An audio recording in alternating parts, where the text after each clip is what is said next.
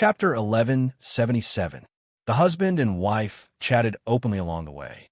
They felt that the faint estrangement between them had completely disappeared. A genuine smile also appeared on Zhou Zhiruo's usually cold face.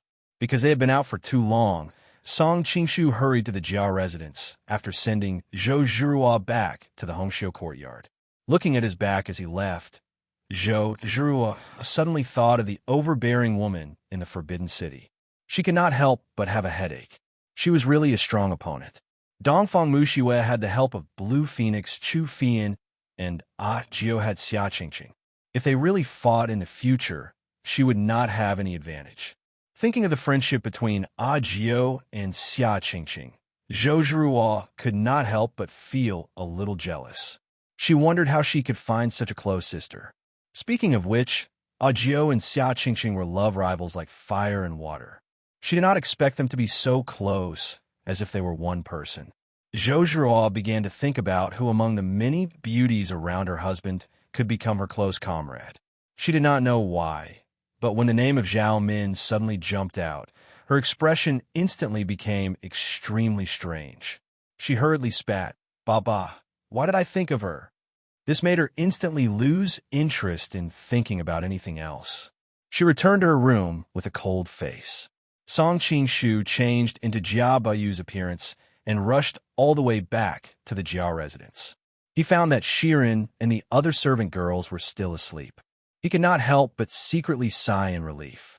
Only then did he feel relieved and lay down on the bed.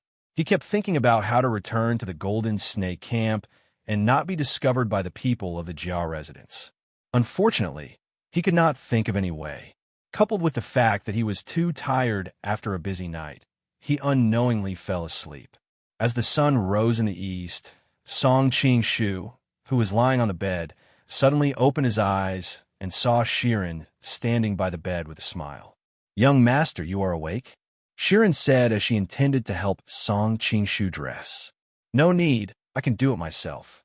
Song Qingshu knew that she had always been careful. He was worried that she would notice that his physical characteristics were different from Jia Baoyu's, so he did not dare to let her help him dress. Hearing his words, Shirin showed a trace of doubt, but soon returned to normal. She said, "The hot water is ready. I will bring it right away." When Song Qingshu washed his face, he deliberately blocked Shirin's view. He was worried about the mask on his face, so he only wiped his face with a towel. Unexpectedly, Shirin suddenly said, "Why do I feel that you seem to be a different person this time?" "Heart," Song Qingshu asked in a deep voice. "Young master seems to have changed this time." Using the soul transfer technique on Shirin would have saved him a lot of trouble, but there were many masters in the Jia's mansion, especially Jia Sherdao, who was very secretive. He was worried that someone would see through Shirin, so he was hesitant to do it. Young master wasn't as cold as he used to be. Every time he got up, he would hug the maid's cheeks and nibble on their rouge. Shirin said with a red face. Song Qingshu couldn't help but sweat. The rumors were indeed true.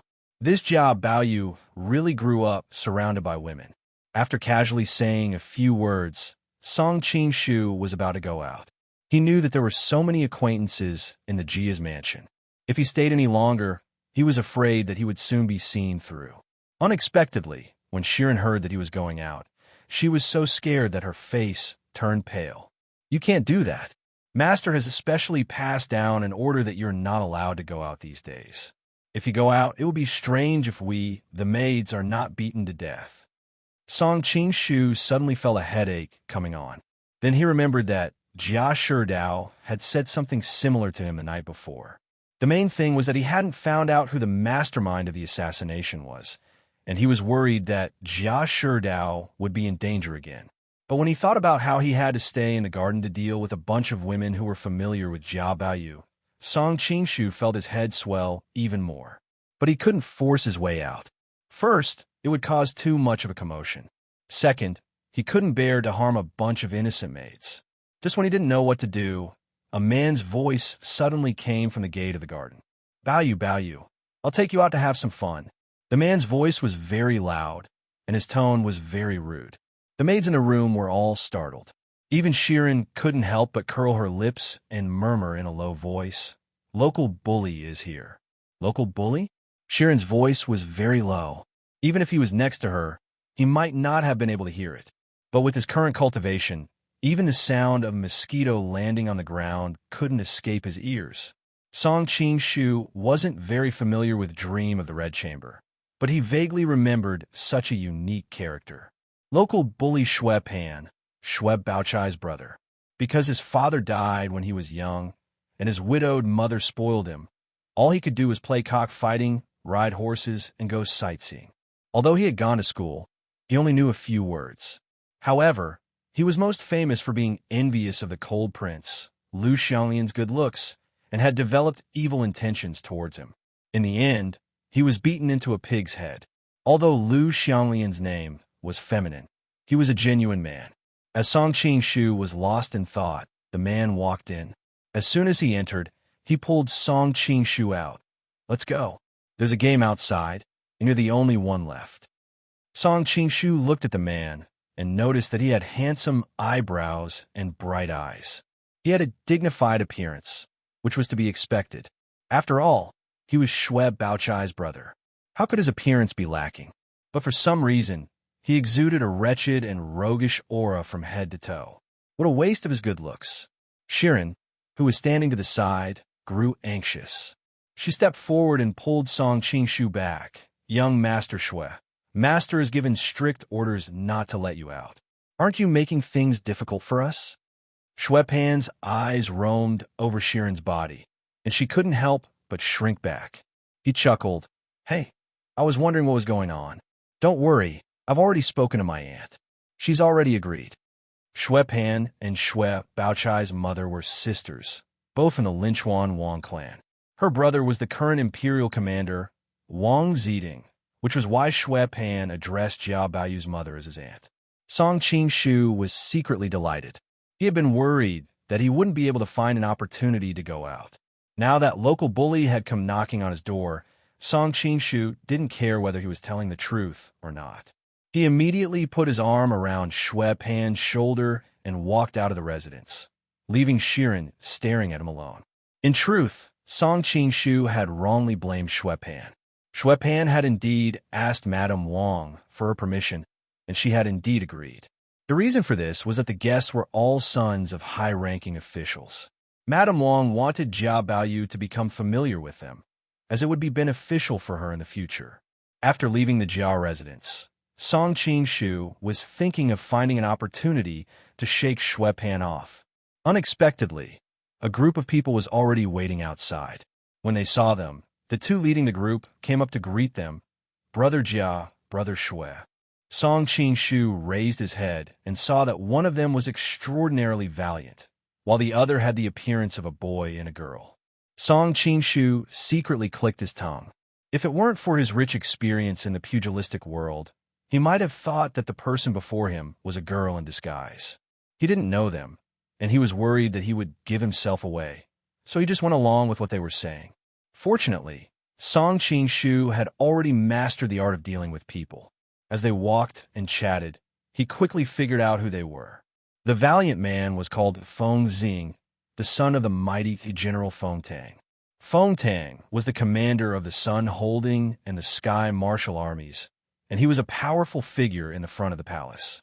The man with the appearance of a girl was called Lu Xianglian, the one who had beaten Xue Pan half to death in the original novel of Dream of the Red Chamber. His father was the supervising censor, Lu Qingda. The imperial censor system of the Southern Song dynasty was divided into three parts: the imperial censor, the palace censor, and the imperial censor. Lu Qingda was the head of the imperial censor. Although Lu Xianglian looked feminine and came from a family of civil officials, he liked to play with swords since he was a child, so he had always been close to the children of the generals in Jing City. Even Song Qing-shu had to admit that Lu Xianglian's kung fu was quite good. At the very least, he would have no problem roaming the pugilistic world. Jia Shidao is indeed powerful. Song Qing-shu was deep in thought. Of course, he wouldn't be so naive to think that these young people were just friends. They must have been from the same family, which was why they were allowed to hang out with each other. Jia Baoyu's father was the privy commissioner, Shui Pan's father Shui Ji was the advisor, Feng Xing's father was the general, and Lu Xiaolin's father was the supervising censor. They had people in the military, the government, and the imperial censor. I've booked a table at Luwelu. Let's go there to drink and chat. Feng Xing laughed heartily and pulled the few of them to Luwelu in a grandiose manner. At that moment, somewhere in Lin, a beautiful girl was looking around the bustling city. She couldn't help but exclaim, "Lin is even more prosperous than the most prosperous city in the Jin Kingdom." A strong old man with a high nose and deep eyes next to her twitched his eyelids. He couldn't help but say, "Young lady, the Song people hate the Jin people to the bone. You keep talking about the Jin Kingdom. Be careful." The girl curled her lips and said, "What's there to be afraid of? The Song people are all weak sheep. They wouldn't dare to touch me even if they had 10 guts." The tall old man chuckled and said, "Yu Fei is also a Song person. Didn't he beat you guys to death?" The girl didn't know what to say. After a while, she snorted and said, "Back then, Xiang Yu didn't have to commit suicide because he had fans on. Now, the Song people don't have to destroy themselves because they have Yu Fei. It proves that the Song people are useless.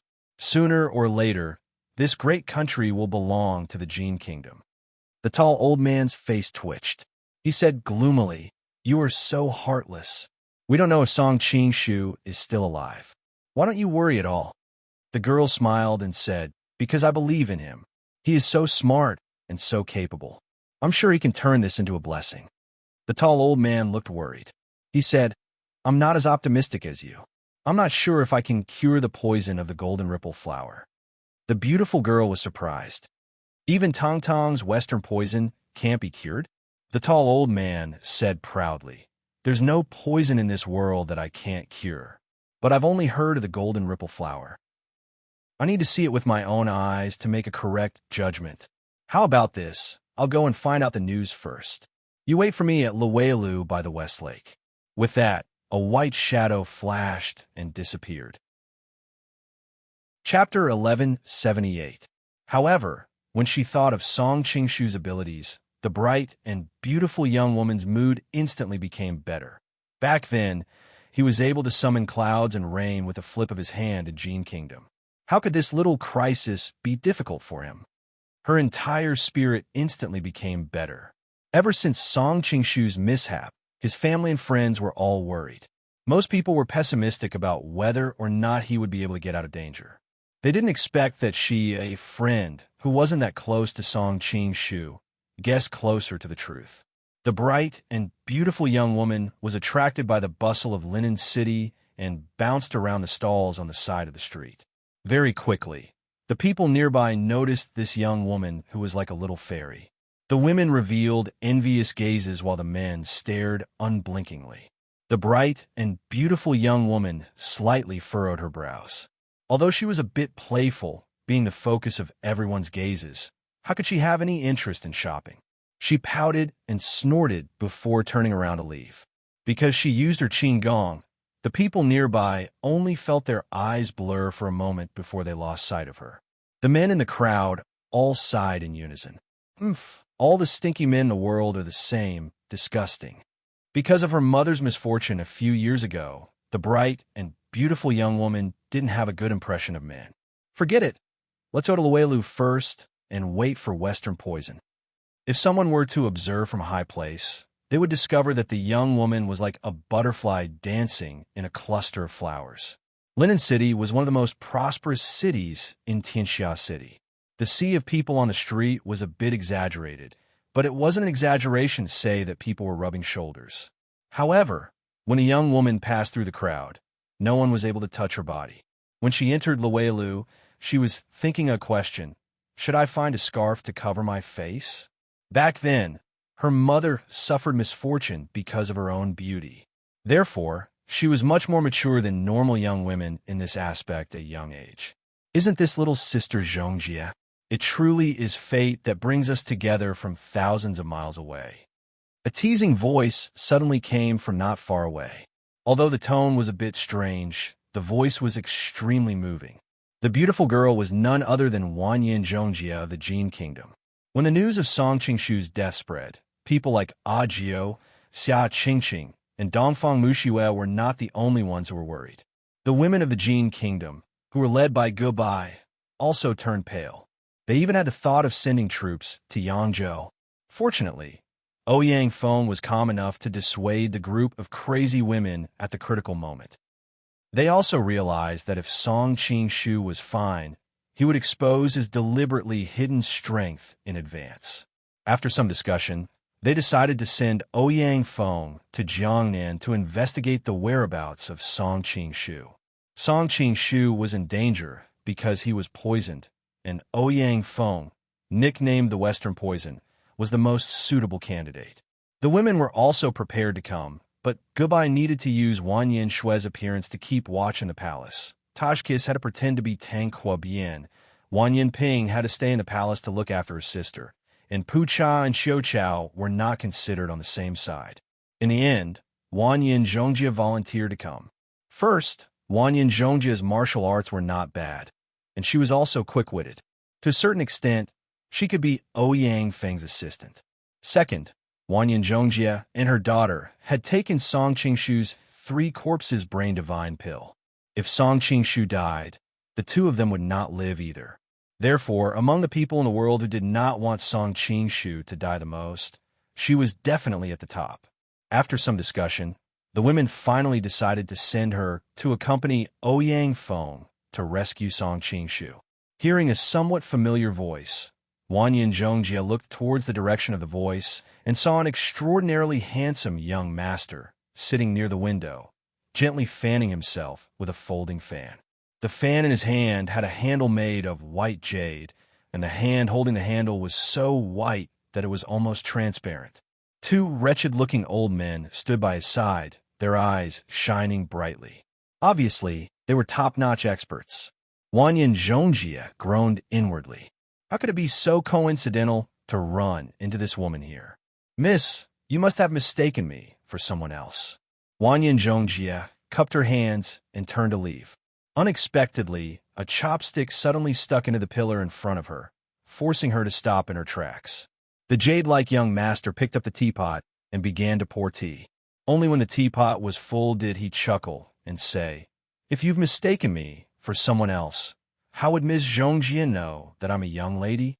Wanyin Zhongjie wanted to slap herself on the head, but she also knew that even if she didn't have this flaw, the young master would still use other reasons to stay here. She rolled her eyes and turned around to look at the young master. Smiling, she said, "Elder Sister Zhao, you are a magnanimous person. Don't bother with an insensible little girl like me." It turned out that this jade-like young master was the Mongolian princess Xiaomin. Recently, she had been tracking down Murong Jingyue's whereabouts in an attempt to remove the 3 corpses' divine pill from her body. Unfortunately, she didn't find anything in the Jin Kingdom. Later, she also couldn't find Murong Jingyue in another possible location. Just as she was about to go to the last place to search, she coincidentally ran into her elder brother, Wang Baobao. Hearing Wang Baobao call Song Qingshu brother-in-law and praise him, Xiaomin instantly realized that her elder brother had been fooled by Song Qingshu. She felt shy and amused at the same time. Unexpectedly, she didn't get angry and didn't expose the truth. She tacitly agreed to the alliance between the Riyang Mansion and Song Qingshu, who knew that very soon. The news that Song Qingshu had been poisoned in Yangzhou and was being chased by Li Kaxiu and the others came. Zhao Min couldn't sit still any longer. She changed her schedule at the last minute and went directly south. During this time, Song Qingshu had disappeared without a trace. No one knew his whereabouts. Zhao Min thought about it and decided to go to Linen. She sent a message to the Southern Song Court as a Mongolian envoy. Previously, the promise to return Sichuan to the Southern Song dynasty was based on Song Qingshu's identity. Now that Song Qingshu's fate was unknown, the Mongolians saw the Southern Song dynasty as a unilateral breach of the promise. They threatened not to return Sichuan to force the Southern Song dynasty to punish the culprit and help find Song Qingshu's whereabouts. The Southern Song dynasty was instantly in an uproar. The officials were divided into several factions and attacked each other. However, Zhao Go was the ruler of a country after all. He knew that if he just compromised with the Mongolians, it would be detrimental to the court's reputation. Moreover, Ma Qiju was the head of the officials. She wouldn't be moved so easily. Moreover, there was no lack of insightful people in the Southern Song dynasty. They could tell that the Mongolian strategic focus was on the Western countries. It was unlikely that they would start a war with the Southern Song dynasty over Sichuan. Moreover, the Southern Song dynasty wouldn't be willing to give up Li Kashio's territory. In the end, under the power struggle of many parties, the Southern Song dynasty displayed the wisdom of the Han people since ancient times, the tactic of delaying. They said all kinds of nice words to deal with Zhao Min, but in reality, they didn't take any action. Zhao Min knew their tricks, but she couldn't think of any good ideas. She knew that the Southern Song dynasty's officials were waiting for the outcome of the battle between Li Kashio and the Golden Snake Battalion. Once Li Kashio won, the Southern Song dynasty would have more bargaining chips. Moreover, even if the Mongolians didn't return Sichuan, the Southern Song dynasty would still get the Lianhuai and Shandong provinces. It would still be a profit. Once Li Kashio lost, she would lose her value. Then they could use her to exchange for Sichuan from the Mongolians. However, the Southern Song dynasty could afford to waste time, but Zhao Min couldn't. Firstly, she was worried about Song Qingshu's life. Secondly, she was acting as the Mongolian emissary to the Southern Song dynasty on her own initiative. How could the Mongolians affect their western expedition just because of Song Qingshu? After a long time, the news would probably spread back to the emperor's tent. Genghis Khan would definitely send a real emissary and an imperial edict to punish her. Because the trip didn't go well, Zhao Min was very upset these 2 days. Today, she specially came out from the embassy to Luweilu to relax. She didn't expect to meet Wanyan Zhongjia. Usually, it was Zhao Min who played others in the palm of her hand, who knew that she would fall into the hands of Wanyan Zhongjia because of a moment of carelessness in the Jin kingdom. Thinking of the dark days in the dungeon, Zhao Min's teeth itched with hatred. Although it was Song Qingshu who imprisoned her, she didn't know why she was angry at Wanyan Zhongjia, that little girl.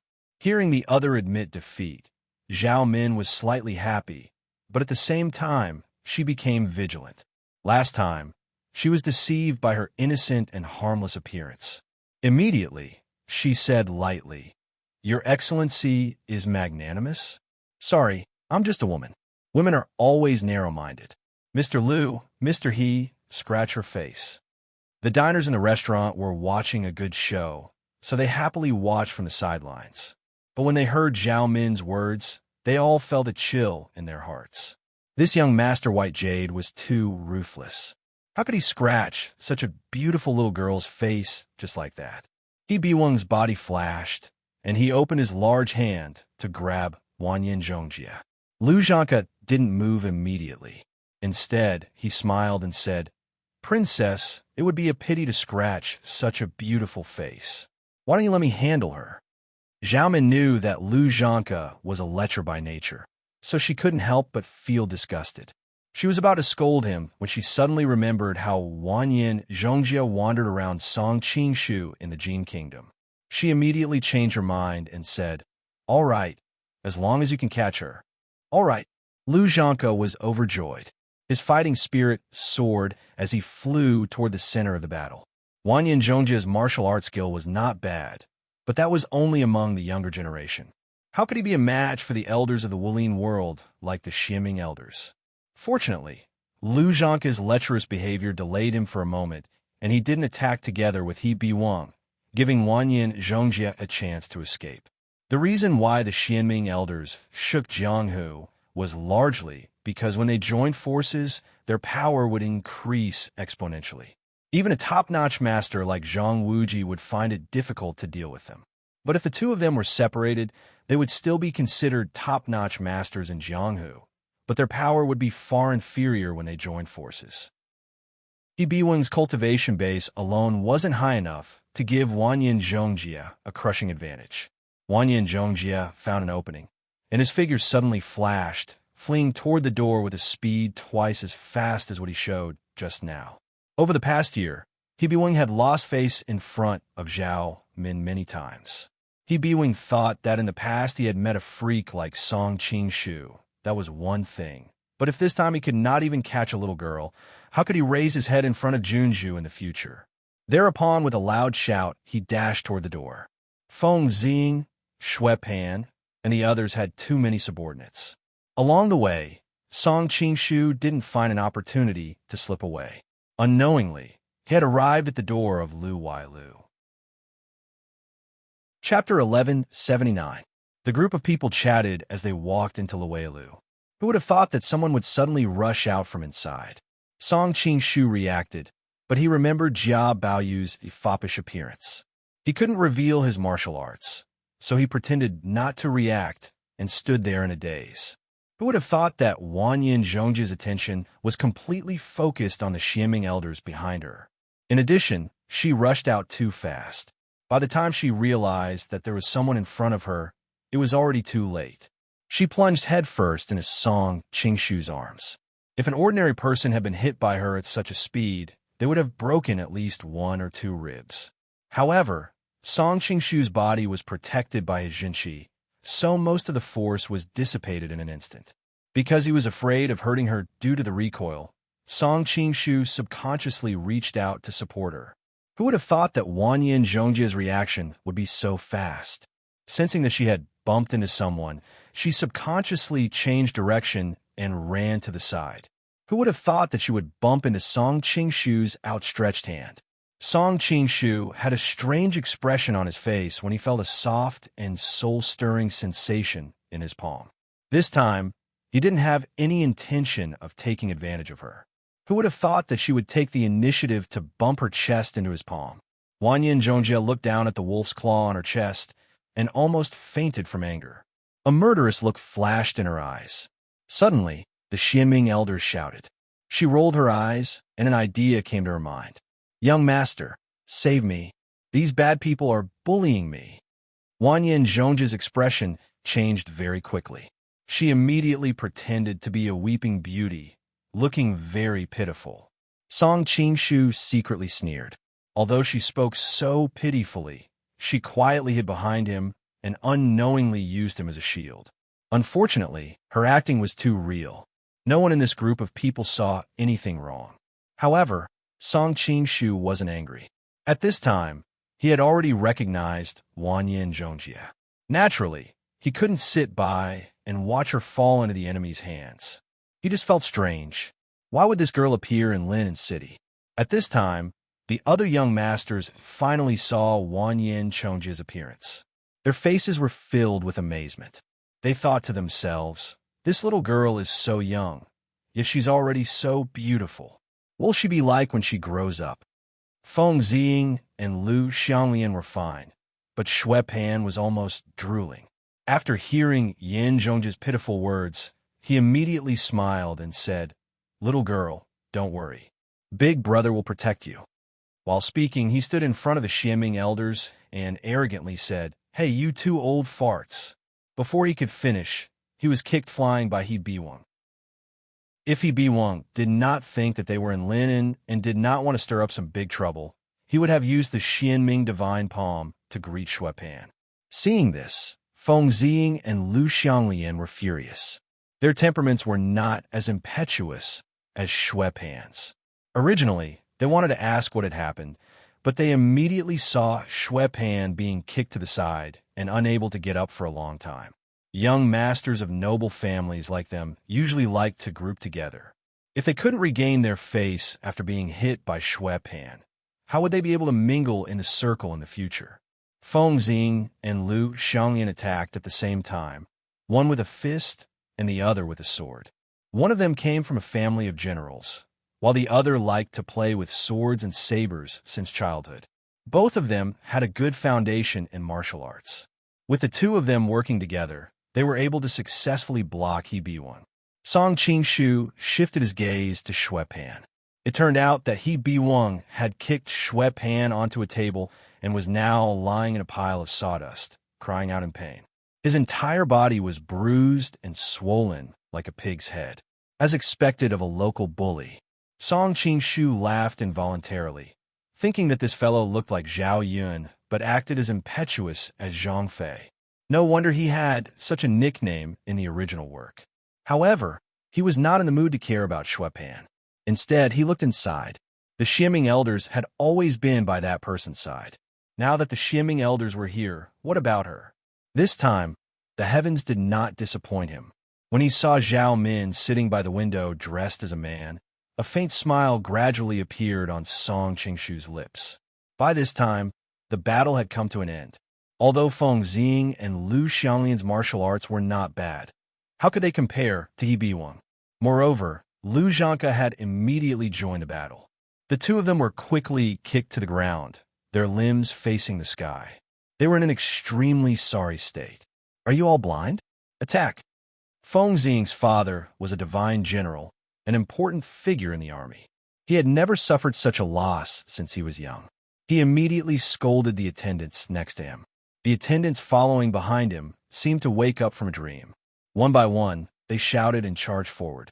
Wanyan Zhongjia took advantage of everyone's attention to sneak out. Just as he was about to blend into the crowd, he turned his head and glared at Song Qingshu.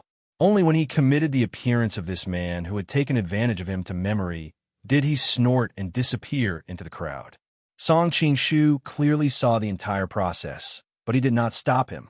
Aside from the people involved, he was probably the one who understood the grudge between Zhao Min and Wanyan Zhongjia the best. He knew that if she fell into Zhao Min's hands, she would not have a good time, and it would be impossible for him to save her. A series of screams interrupted his thoughts. It turned out that their entourage had charged forward aggressively, but in just a few breaths of time, they had been completely subdued by the Xianming elders. The Xianming elders could see that these people were only servants, so they did not show any mercy.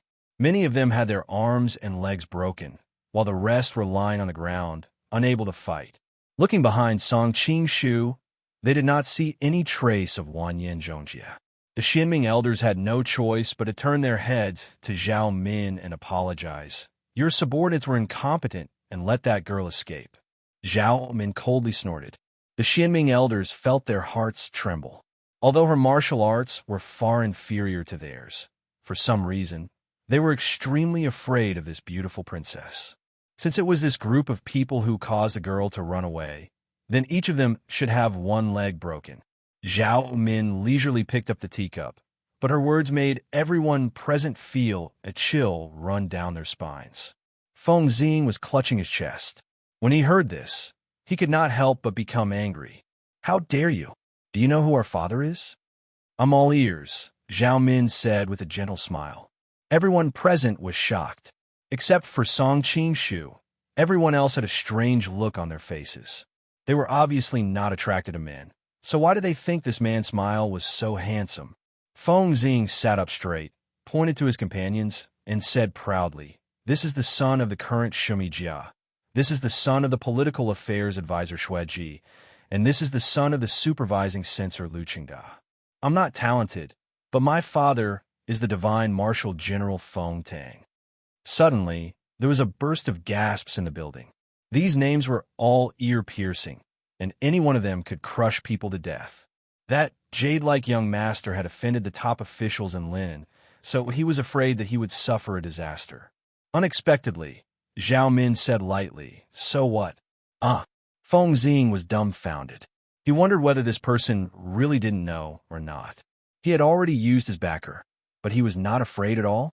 Feng Xing quickly ran through all the young masters in Lin in his mind, but he didn't see such a person at all. Even the crown prince and prince, he would show them some respect.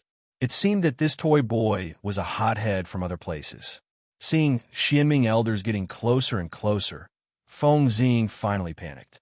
He hurriedly moved to Song Qingshu, pointed at him, and shouted, "His father is Lord Jia, Jia Sherdao." It turned out that he was worried that he didn't make it clear, so he emphasized it again. Even people from other countries would have heard of Jia Sherdao's name. Feng Xing had already made a plan. When he returned, he would call all the masters in the imperial army of Sun Holding and Tianwu prefectures. If he didn't beat this toy boy and sell him to the rabbit yard, he wouldn't be able to vent his hatred. Hearing the name of Jia Sherdao, even Xianming elders stopped and looked back at Zhao Min for her opinion. After all, Jia Sherdao was one of the most powerful figures in the Southern Song dynasty. If one of his son's legs was broken in Lin, and even Zhao Min would be in trouble. Zhao Min was still enjoying her tea leisurely. She didn't even look at them. She didn't even move her eyebrows, as if she knew that Xianming elders were waiting for her instruction. She opened her red lips slightly. So what? Mr. Liu, Mr. Crane? Let's start with Mr. Jia. She wasn't a hothead. It was just that she couldn't do anything because of the perfunctory efforts of the Southern Song dynasty. When she was worrying about it, these people from the government came to her. She had an idea and decided to give them a warning. Maybe she could take the opportunity to break the deadlock. As for beating Jia Sherdao's son, she was the commandery princess of the Ruyang mansion of the Mongolian Empire. It was not a big deal. Would Jia Sherdao dare to retaliate? As soon as Zhao Min said that, even Feng Xing was stunned. He didn't know what to say, not to mention the others. Song Qingshu inwardly cursed all the female relatives in Feng Xing's mansion. What a pig-like teammate. Seeing the two Xianming elders approaching with a hideous grin on their faces, he hurriedly smiled and said, "Young master, let's talk nicely. As the saying goes, every debt has its debtor. They just offended you, but I didn't say anything or do anything. If you want to vent your anger, you should go to them." He couldn't expose his identity, but he couldn't really let Xianming elders break his legs, could he? The diners in the restaurant couldn't help but curse him for being shameless. Even Feng Xing, Shui Pan, and the others secretly cursed him. However, Jia Baoyu's family was more powerful than theirs, so they didn't dare to say anything. Zhao Min was stunned. She put down the teacup and turned around for the first time. She looked at him carefully and said with a smile, "Mr. Jia's shamelessness is a bit like a friend of mine." Song Qingshu was shocked. Zhao Min's sixth sense was really sharp. He hurriedly said, Right. Since it's such a coincidence, why don't we bury the hatchet?" Chapter 1180. Feng Xing, Lu Xianglian, and the others were dumbfounded when they heard this, but they couldn't help but gloat inwardly. Who told you to be so disloyal? Serves you right. Song Qingshu was so angry that smoke almost came out of his 7 orifices. He thought that this lass was really asking for a beating. Next time, he must find a chance to give her a good spanking. Although this idea was tempting, it was a pity that there was no way to realize it now.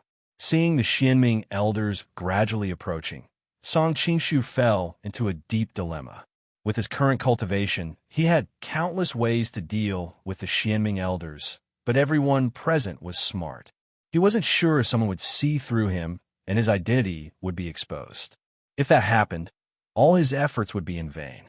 But if he really had his legs broken, that was even more unacceptable. Forget it, I can only try. Song Qingshu secretly took off a pearl from his clothes and scanned the surrounding illusion. He planned to secretly shoot the pearl out from an unimaginable angle.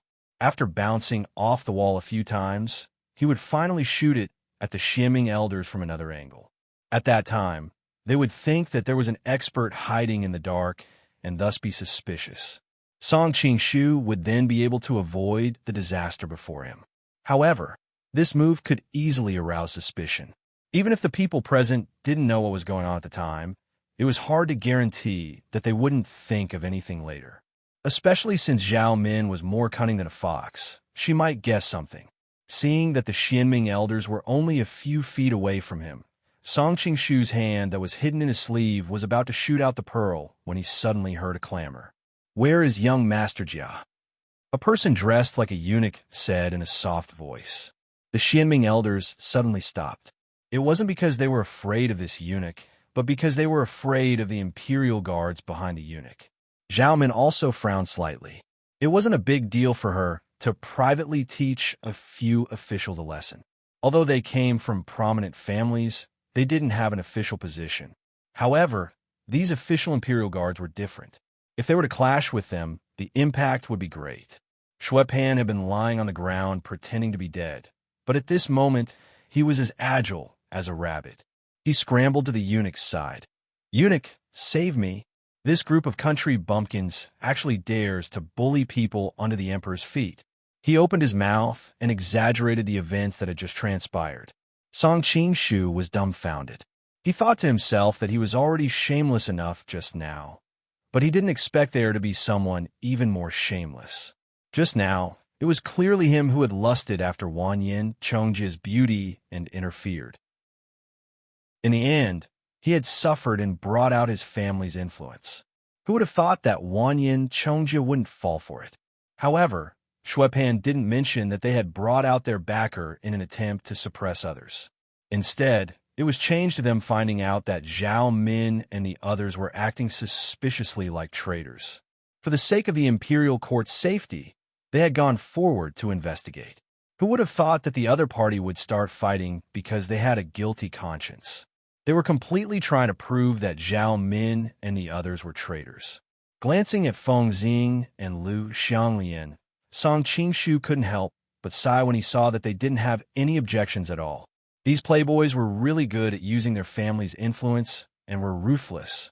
Originally, Song Qing-shu was a little worried for Zhao Min. However, the eunuch ignored Shuepan's crying and walked straight to Song Qing-shu. Young Master Jia, I just arrived at your residence. I heard that you were here, so I rushed over. Song Qing-shu felt strange and asked, What business do you have with me, eunuch? The eunuch smiled and said, Lady Jia heard that you had returned, so she specially summoned you to the palace to meet her. Lady Jia? Song Qing-shu was stunned for a moment, but then he realized that the Lady Jia that the eunuch was talking about was Jia Shidao's sister. When she was young, she married Zhao Go, who was then the king of Kong, because of her beauty. She had always been favored. After the Jingkong Rebellion, Zhao Go's official wife, Lady Xing, was kidnapped by the Jin and taken to the north. At that time, everyone thought that Lady Jia would become the empress. However, Zhao Go suddenly decreed that in order to commemorate his wife, he would no longer have an empress. Lady Jia didn't complain at all, but instead served Zhao Go with all her might. Zhao Go was touched and respected her even more. Therefore, although Lady Jia was now old, she still had a high status in the palace. Oh, it's my aunt. I miss her too. So let's go. Song Qing-shu's reaction was fast. He had been worrying about how to deal with the mess here, and the heavens had sent a savior. As for what would happen after entering the palace later, he did not care about the consequences. He had to leave this troublesome place first. This way, please, young master. The eunuch smiled so widely that his eyes became a line. He bowed and made a gesture of invitation. Huh?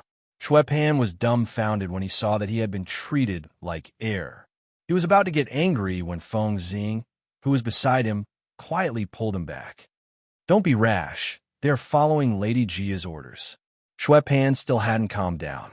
He was the son of the vice minister and had never been ignored like this before. But Lu Xianglian also came over and pulled him back. Let's leave this place first. Only then did Shuepan recall that terrifying gigolo. His entire body shivered, and he didn't dare to say anything else. He immediately followed behind the palace guards. Their attendants also supported each other and followed behind. Princess? The Xianming elders had already returned to Zhao Min's side. Seeing this, they lowered their voices and asked. Zhao Min's eyebrows slowly relaxed. She snorted. They're lucky this time. Shuepan and the others followed for a while. The eunuch suddenly turned around and looked at them. He said impatiently, How long are you going to follow me for? You.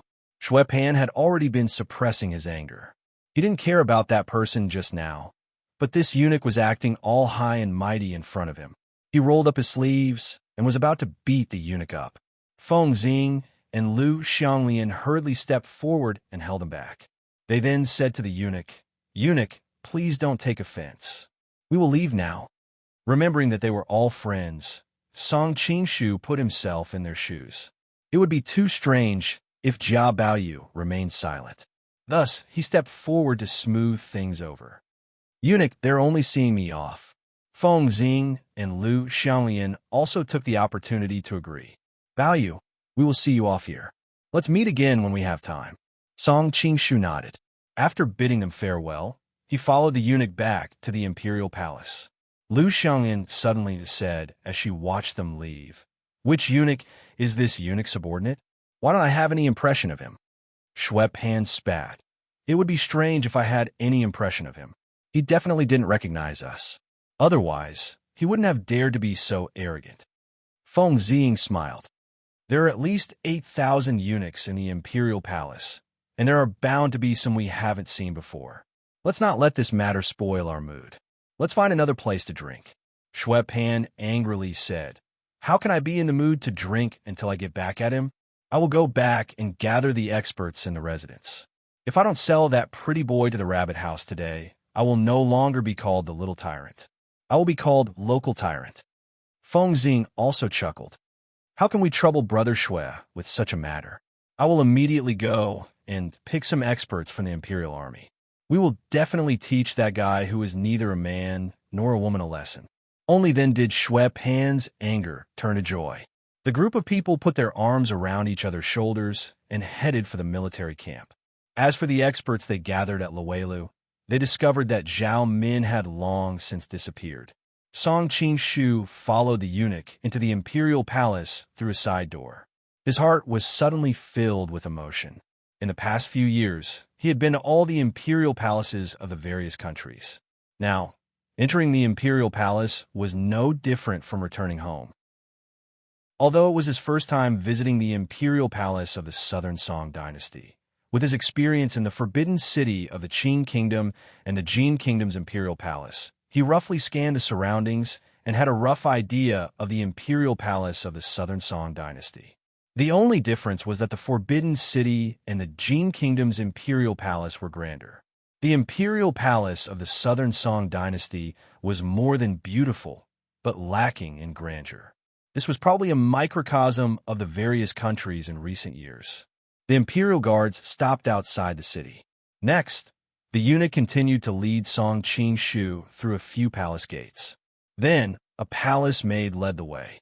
Song Qing-shu found this strange, but then he remembered that the imperial palace of the Southern Song dynasty had more formalities. Finally, the palace maid led him to a palace hall and said, Lady Jia will be back soon. I will have to trouble you to wait here for a while. With that, she took her leave. Lady Jia specially asked me to come here, but she is not here. What does she mean? Song Qing-shu was very depressed. But this time, he came here to resolve the crisis in Lu Wailu, not to see Lady Jia. What's more, he was not the real Jia Baoyu. He didn't know how familiar this aunt was with Jia Baoyu. Logically speaking, she married into the royal family when she was young. No matter how familiar she was with Jia Baoyu, it was impossible for her to be more familiar with Jia Baoyu than the people in the mansion. But there was no absolute in the world. God knew if there would be an accident. He made a draft in his mind and simulated some of the questions that Lady Jia might ask later. Unknowingly, an hour had passed. How much longer do I have to wait?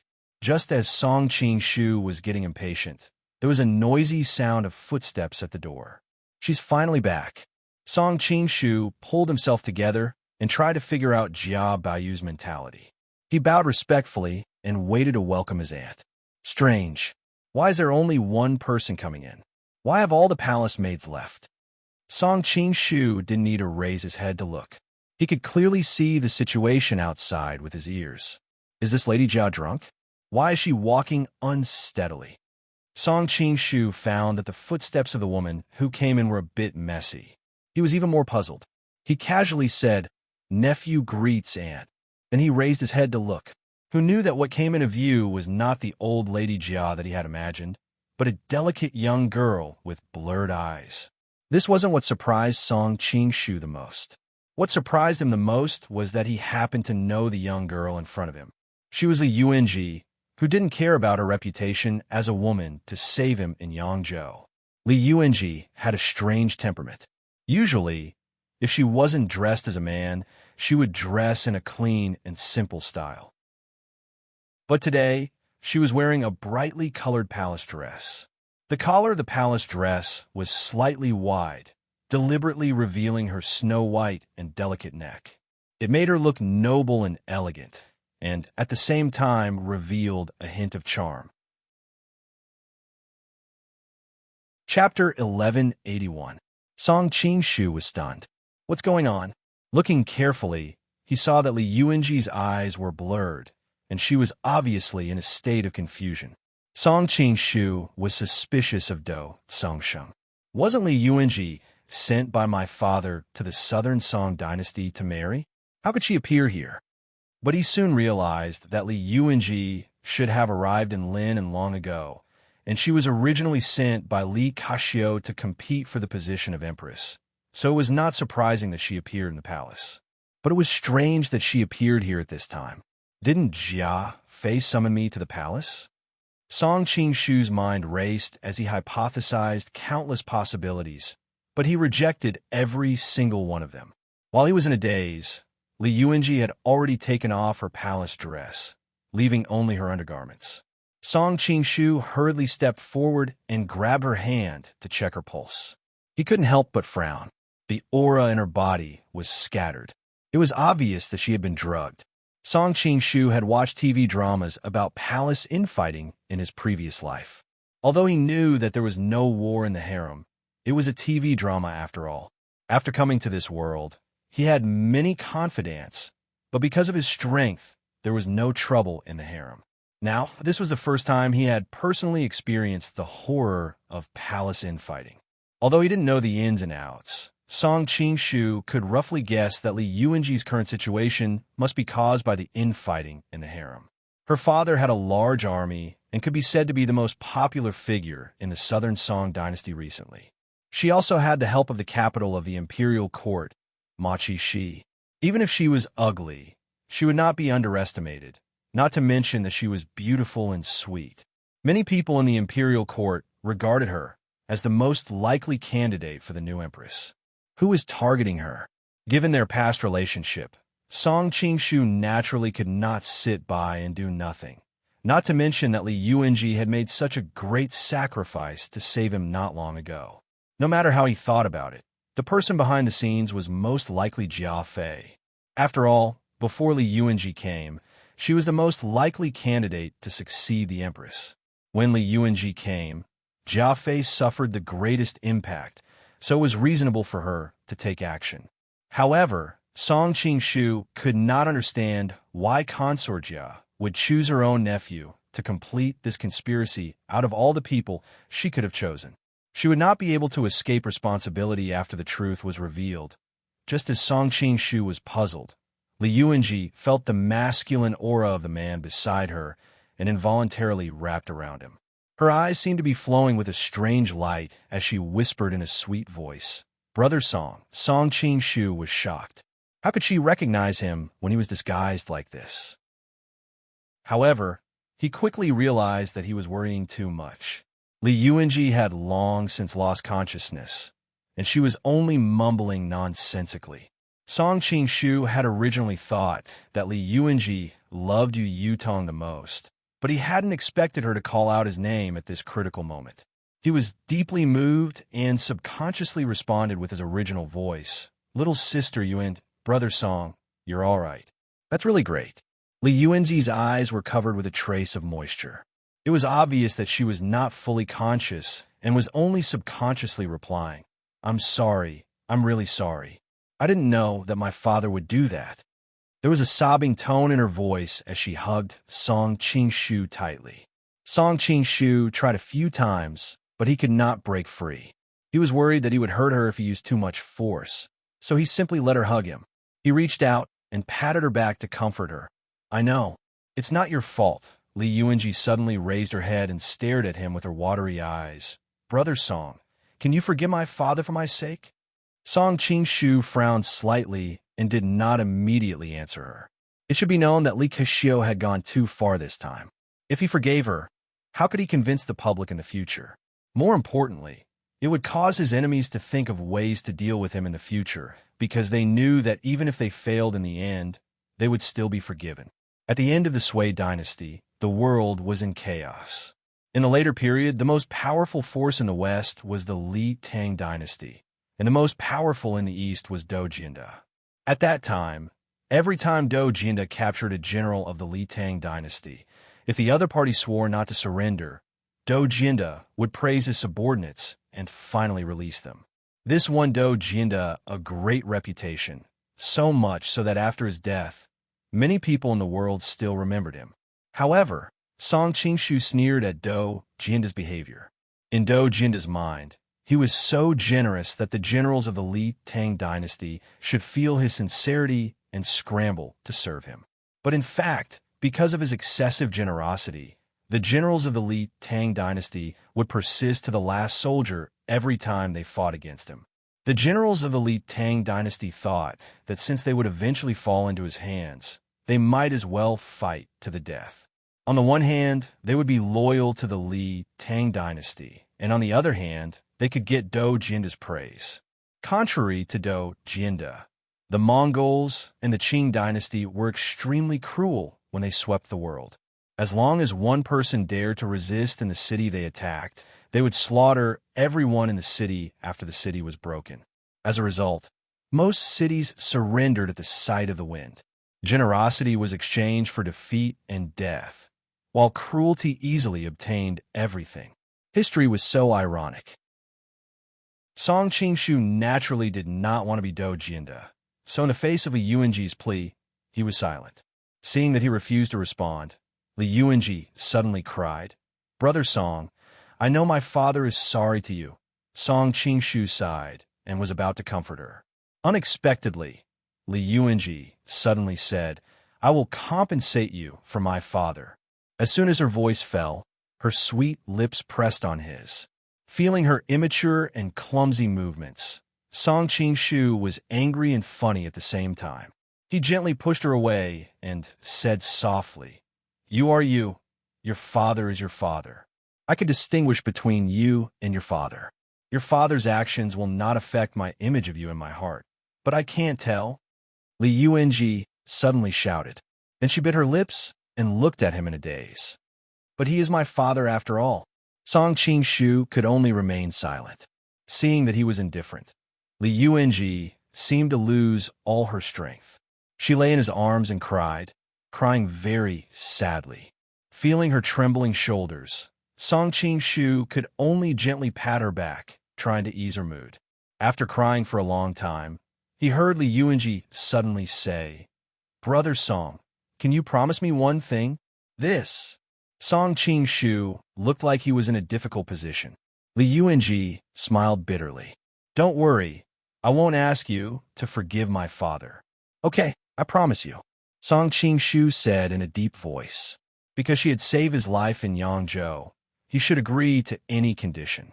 Li Yuanji raised her head, and an abnormal blush appeared on her face. He didn't know if it was because of the drug or because she was shy. "Take me." Song Qingshu thought it was something difficult to do, so he didn't react for a moment when he heard what she said. Li Yuanji sat up straight, but she didn't open her mouth. Instead, she used her actions to speak. She reached to the side and unbuckled her underwear. "What are you doing? Put your clothes on." Song Qingshu instantly turned his face away. It wasn't that he was calm, but Li Yuanji was obviously unconscious. How could he take advantage of her? Song Qingshu picked up the clothes she took off and wanted to put them on again. Unexpectedly, she took his hand and pressed it against her chest. "Brother Song, I don't want to marry the emperor of the Southern Song dynasty, but I have no choice. The only thing I can do now is to give my body to the person I like." Trying his best not to feel the softness in his palm, Song Qingshu said in a deep voice, "Don't you like Yu Tong? I used to like him, but not anymore." Li Yuanji really dared to love and hate. Even when she was unconscious, she didn't have a trace of bashfulness. Song Qingshu's heart skipped a beat, and he subconsciously asked, "Then who do you like now?" Li Yuanji didn't answer immediately. Instead, she pursed her lips and lowered her head slightly. She glanced at the hand on her chest and said shyly, "Isn't it obvious?" After saying that, a hot and delicate body pressed against him. Song Qingshu's mind exploded, and he couldn't help but kiss her back. At that moment, his mind was conflicted. What should he do now?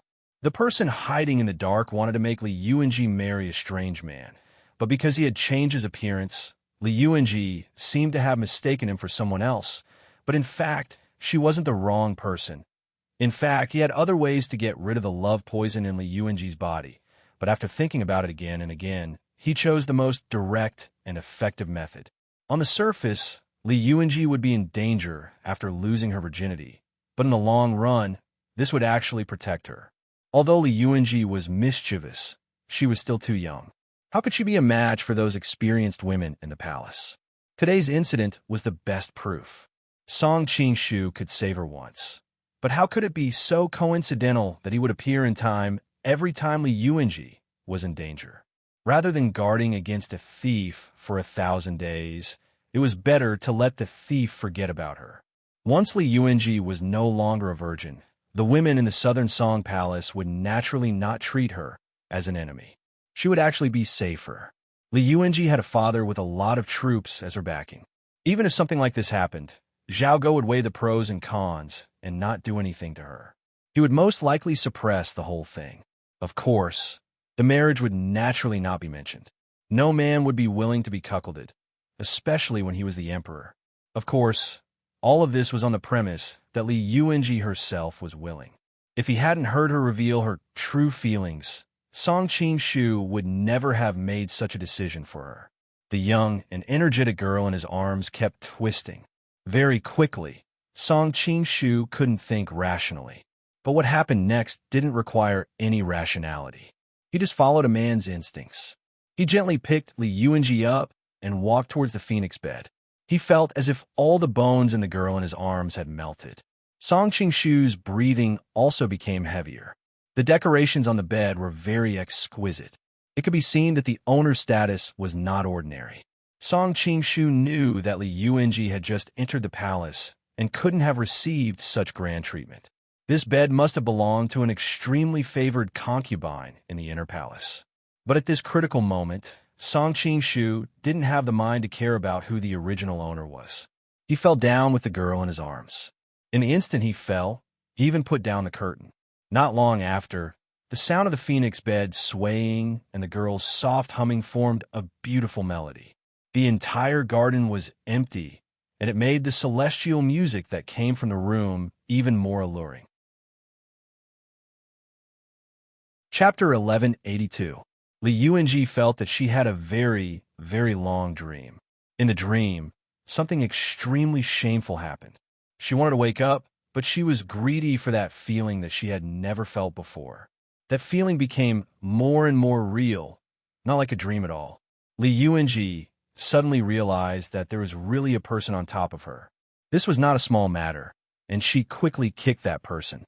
Although she was the daughter of an official, she did not love needlework since childhood. Instead, she yearned for Jianghu. In addition, there happened to be a senior master in the Fu who hid his name. Coincidentally, she practiced a good set of martial arts. She was on the edge of shock and fear. This kick could be said to be merciless and ruthless. In addition, it happened so suddenly that it was impossible to guard against. However, the other party didn't get kicked away as she had expected. Instead, he raised his hand with a relaxed expression.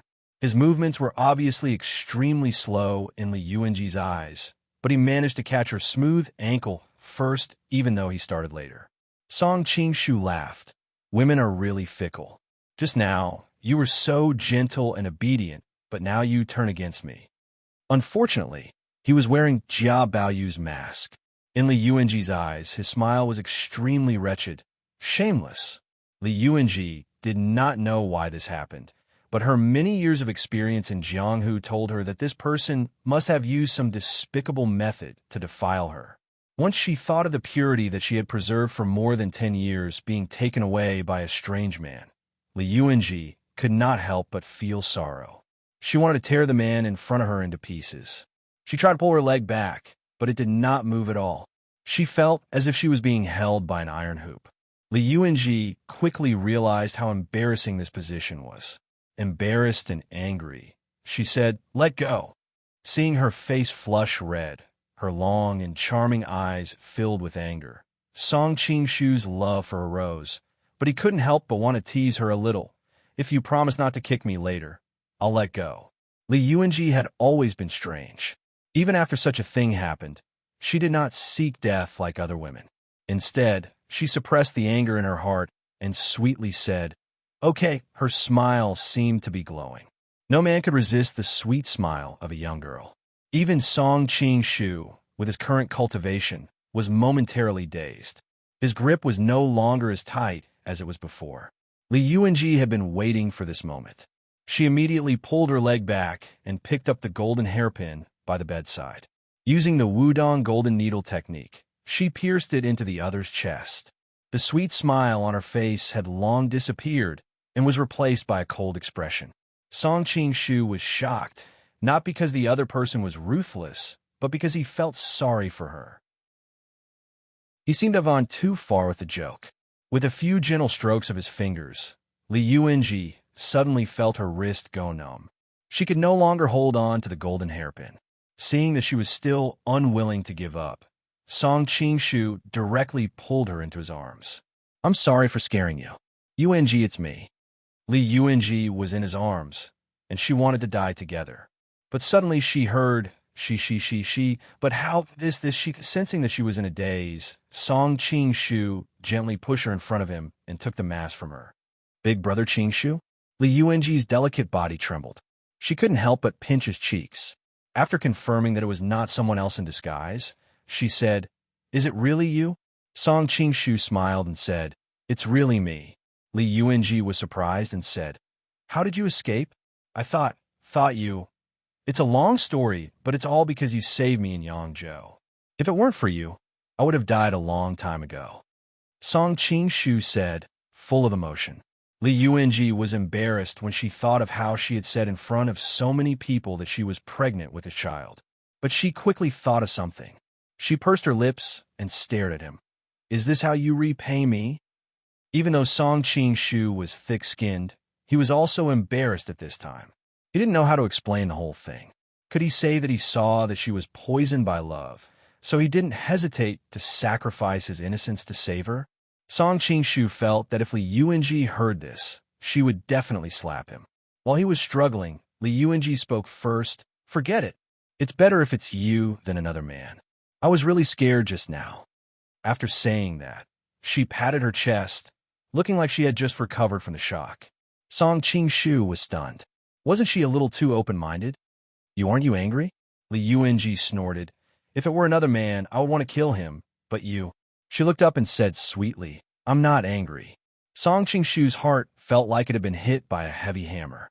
He was immediately filled with tenderness and hugged her tightly in his arms. Feeling the man's masculine aura, Li Yuanji felt a trace of shyness in her heart. After hesitating for a long time, she reached out and hugged his back. "Ching-shu Gij, if it weren't for this, how could I have said those things in front of everyone in Yangzhou?"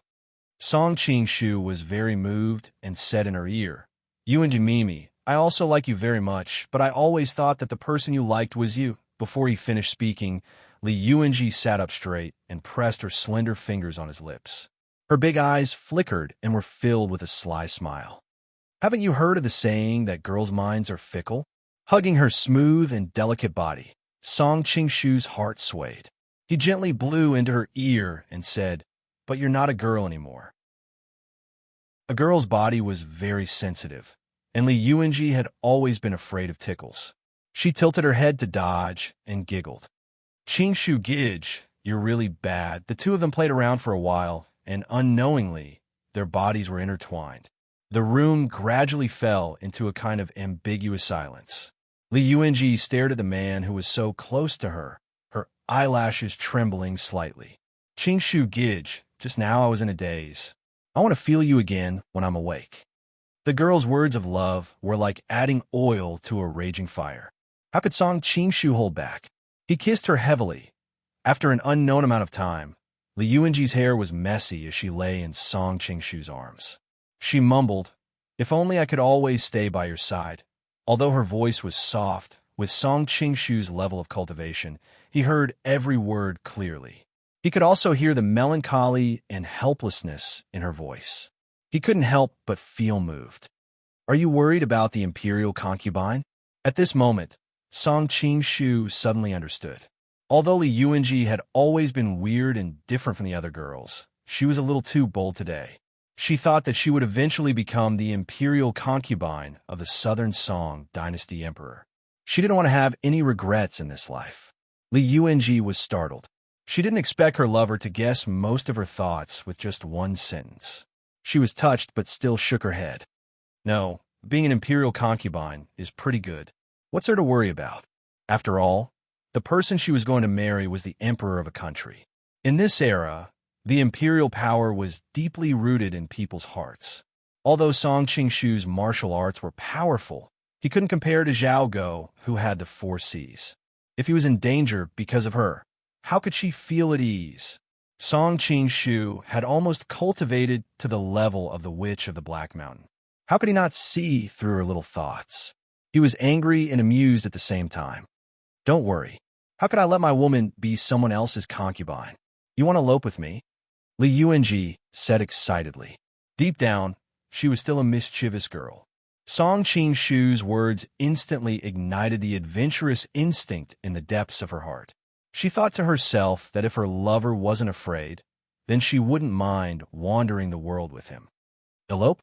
Song Qingshu almost choked to death. That kind of reckless action without any technical content is not my style. What else can we do but elope? Li Yuanji asked curiously. Song Qingshu didn't answer directly. Instead, he asked, "You seem to have been drugged. Do you know who wanted to harm you?" Li Yuanji shook her head. I don't know what happened either. Today, I was summoned by concubine Jia for a talk. When I came back, I felt a little dizzy. After that, I didn't know anything. After that, I found you on top of me. I was almost scared to death. Even though the matter had passed, when she thought of opening her eyes and seeing a strange man penetrating her body, that feeling was really too creepy. Song Qingshu laughed awkwardly and comforted her for a while. He then asked, was it really concubine Jia? It didn't make sense. If the mastermind was concubine Jia, why would she drag her nephew into this? Li Yuanji said curiously. I've seen her more than once or twice. How could I not recognize her? Song Qingshu frowned and didn't say anything. He wondered if it was really a woman's jealousy that caused concubine Jia to do something extreme. However, he quickly denied this speculation. Concubine Jia was not the daughter of a small family. The education she had received since childhood had taught her that she would never do such an irrational thing. There must be someone else hiding behind the scenes. The purpose was to deal with the Jia family, and Li Yuanji was just an incidental sacrifice. Song Qingshu had been influenced by various palace dramas of later generations. In addition to his experience in the imperial palace of the Qing Kingdom and the Jin Kingdom, he had a very clear understanding of the tricks hidden behind the imperial court. Soon, he figured out the context of the whole matter. At this moment, noisy footsteps came from outside the palace. It seemed that a large group of palace maids and eunuchs were coming this way. Song Qingshu's heart skipped a beat. The people who caught the adulterer had finally come. These people came a little later than he had expected. Song Qingshu looked at Li Yuanji and asked, Sister Yuanji, do you believe me? Li Yuanji bit her moist lips and snorted angrily. If I didn't believe you, how could I let you do such a scourge? That's good. Song Qingshu smiled slightly and quickly said in her ear, when the time comes, you will be like this and so on. After listening to him, Li Yuanji's expression became extremely strange. Is this really okay? Chapter 1183. Seeing him leave, Li Yuanji couldn't help but laugh. She thought, we love each other. Why does it look like we're having an affair? Noticing that someone had come in, Li Yuanji pulled the quilt over herself and pretended to be asleep as planned. The palace maid screamed in the room. Obviously, those people had seen what was on the bed. The quilt was messy, and the air was filled with a smell that made people blush. Li Yuanji was lying in the quilt, and her hair was messy, and her cheeks were red. Even an idiot would know what had happened. The crowd was in an uproar. Promiscuity in the palace was a big scandal. Those who didn't know what had happened turned pale and stood there trembling. If something like this happened to their master, they, as servants, would probably be killed as well. The older ones reacted better. They quietly went out to inform their concubines. Song Qingshu hid in the dark and observed for a while. Seeing that Li Yuanji was not in danger, he left with peace of mind. He had noticed that someone was using Li Yuanji to deal with the Jia clan, and he quickly realized that this was a great opportunity. He had been worrying about how to leave Lin and to help Jiao and Qingqing without exposing his identity. What happened in the palace provided an opportunity. All the evidence showed that Lady Jia had asked her nephew to take Li Yuanji's virginity out of jealousy. Li Yuanji was a concubine, a strong competitor for the future empress.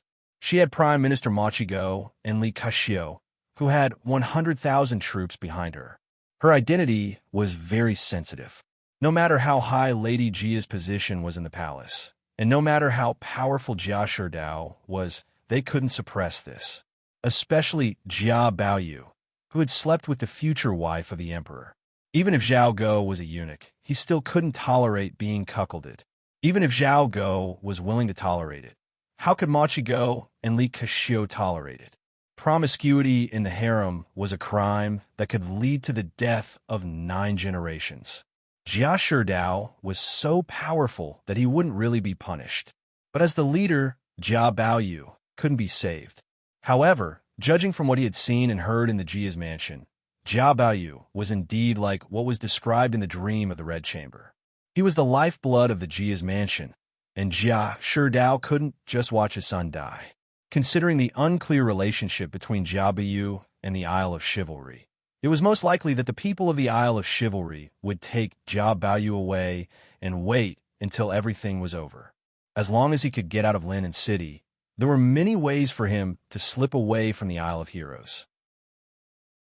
As for Li Yuanji, because of her special identity, in order to ensure that she would not be sentenced to death by a white silk like the other concubines, the most serious consequence was that she would be placed in the cold palace and temporarily suffer a little grievance. When Song Qingshu was free, he would rescue her. Not only did he enter the palace as a bridegroom, but he also enjoyed the gentleness of a young lady. He also solved the problem that had been troubling him for the past 2 days. Song Qingshu was in a great mood. After leaving the palace, he didn't rush back to the Jia's mansion. Instead, he rushed to the house of Red Sleeves. Zhou Zhuo was still waiting there, so he had to inform her in advance. With Song Qingshu's current level of cultivation, he didn't have to hide himself even if he was in a busy city. The people around him would only see a blur in front of their eyes. When they looked carefully, he had already disappeared a few streets away. There was no way they could follow him. When he arrived at the appointed room, he found that Indigo Phoenix was there too. She was chatting happily with Zhou Zhuo. When the 2 ladies saw him, they couldn't help but stand up to welcome him. Song Qingshu first nodded to Zhou Zhuo. Then he looked at Indigo Phoenix and asked, "Phoenix, is everything ready?" Indigo Phoenix smiled and said, "Don't worry. With the elders of the 5 Immortals sect escorting him, I guarantee that your little lover won't be harmed. On the other hand, aren't you afraid that Miss Zhou will be jealous by asking about other women? Actually, it would be more appropriate to call Zhou madam. After all, she was already married." However, Indigo Phoenix was thinking about Dongfeng Muxue, so she subconsciously didn't want to call her that. Song Qingshu smiled and said, "Phoenix, sir, I really admire your shrewish little mouth." Indigo Phoenix giggled and said, "How do you know that my mouth is shrewish? Have you tasted it before?" Zhou Zhuo smiled and looked at the 2 of them bickering. She knew Indigo Phoenix's style of doing things, so she wouldn't get angry over such a small matter. Song Qingshu was speechless when he heard that. He knew that if he continued to argue with her, who knew what else she would say? He quickly changed the topic and said, "In these 2 days, Jia Sherdao will arrange for Jia Baoyu to leave the city. When the time comes, you guys will kidnap him, and I will secretly help you. It's like a cicada escaping its shell. Jia Sherdao has a lot of enemies during this period of time, so he will only suspect his political enemies and not think of anything else." Zhou Zhuo nodded and said, "That is indeed a good idea, but how can you be sure that Jia Sherdao will arrange for Jia Baoyu to leave the city in these 2 days? Song Qingshu smiled embarrassedly and calmly explained what happened just now. Of course, some of the details were naturally omitted. The two ladies were confused when they heard that. Indigo Phoenix smiled mischievously and said, "No wonder you had the fragrance of another woman on you when you came in. I thought you accidentally touched a lady in the building when you entered the House of Red Sleeves. I was wondering which lady had such good taste. So, it's a concubine from the palace." On the contrary, it was Zhou Zhiruo who helped him out of the predicament. Misty sacrificed her reputation to save you. Naturally, she has great affection for you. Fortunately, you were the one who encountered her this time. Otherwise, the consequences would have been unimaginable. Looking at it now, it could be considered a good thing. Indigo Phoenix looked at her in surprise. She didn't expect her to be so generous. She couldn't help but think she must be very jealous right now. Even though Indigo Phoenix was on Dongfang Mushue's side, she had to admit that Zhou Zhiruo was becoming more and more graceful and calm. "My good Zhou," Song Qingshu pulled Zhou Zhiruo into his arms and kissed her hard. He didn't care that Indigo Phoenix was beside him. Indigo Phoenix blushed a little, but she didn't feel disgusted. As a lady from the Miao family, she liked such a direct way of expressing her love. Instead, she looked down on the Han people's bashful attitude when it came to relationships. Zhou Zhiruo exclaimed and pushed him away immediately. She scolded him jokingly. "Stay away from me. You still have the smell of another woman on you." Song Qingshu knew that Zhou Zhiruo was a clean freak. Every time he touched another woman, he was not allowed to touch her until she was clean. Song Qingshu smiled and let go of her. At the same time, he thought to himself, "If I touch her after touching Zhao Min one day, I wonder how she will react." Song Qingshu's heart beat faster when he thought of that. He quickly calmed himself down and stopped thinking about those messy things. After they chatted for a while, Song Qingshu returned to the Jia residence. After all, such a big incident had happened. All the forces should have reacted by now. When he stepped into the residence, he bumped into Shirin. "Io, my second master Bao, where have you been? Everyone in the residence is looking for you." "Why are you looking for me?" Song Qingshu understood, but he asked without batting an eyelid. "Not long ago, the master sent a message back, asking everyone in the mansion to keep a close eye on you and forbid you from meeting anyone. The whole mansion is looking for you, so I'm going to look for you on the street." Shirin took his hand and said as they walked. "What happened?" Song Qingshu asked tentatively. He wanted to know how much the people in the Jia residence knew. Shirin shook her head with a puzzled expression. "I don't know either, but Master has never spoken in such a harsh tone.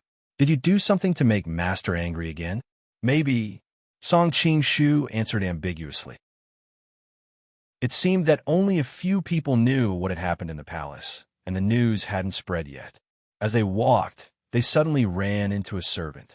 When he saw Song Qingshu, he let out a sigh of relief. "Second Master Bao, I finally found you." Seeing his panicked tone, Shirin frowned and asked, "What happened?" The servant was out of breath. Master is back. He asked young Master to go to the study to find him as soon as you came back." "Bao you." Shirin was startled. She looked at Song Qingshu worriedly. "It's okay. Don't worry." Song Qingshu thought it was good that Shirin had come. He strode to the study. Looking at his departing figure, a hint of confusion appeared in Shirin's eyes. Bao Yu used to be scared out of his wits whenever he heard a master's name. Why does it seem like he's not scared at all this time? When Song Qingshu arrived at the study, he found that all the servants had left. There was no one else but Jia Sherdao within a radius of 100 feet. As soon as he stepped into the room, Song Qingshu was worried about how to address Jia Sherdao. A teacup flew toward him.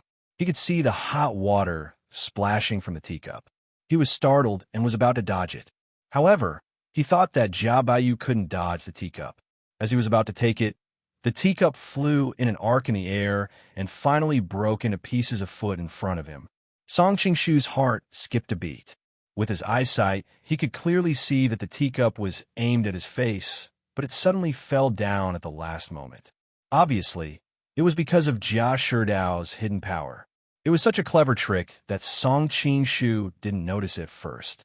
The only thing that made him happy was that Jia Sherdao obviously loved Jia Baoyu. Even though he was angry, he couldn't bear to hurt Jia Baoyu. "Look what you did. After breaking the teacup, Jia Sherdao scolded him angrily. I don't care if you play with women. You're a man, so it's not a big deal. But you should have some brains. You should know which women you can touch and which women you can't. Li Kaxiu had a lot of troops and has just surrendered to the imperial court. She sent her daughter to Lin and to be a concubine. How dare you touch such a woman? Jia Sherdao became angrier and angrier. He slapped the desk, and the heavy solid wood desk suddenly broke into pieces. Song Qingshu was secretly shocked. The aura that Jia Sherdao released just now was definitely that of a supermaster. He hurried to calm down so that Jia Sherdao wouldn't find out that he had kung fu. Chapter 1184. It was my aunt who asked me to go, Song Qingshu said, mimicking Jia Baoyu's tone and trembling. Jia Sherdao suddenly became silent.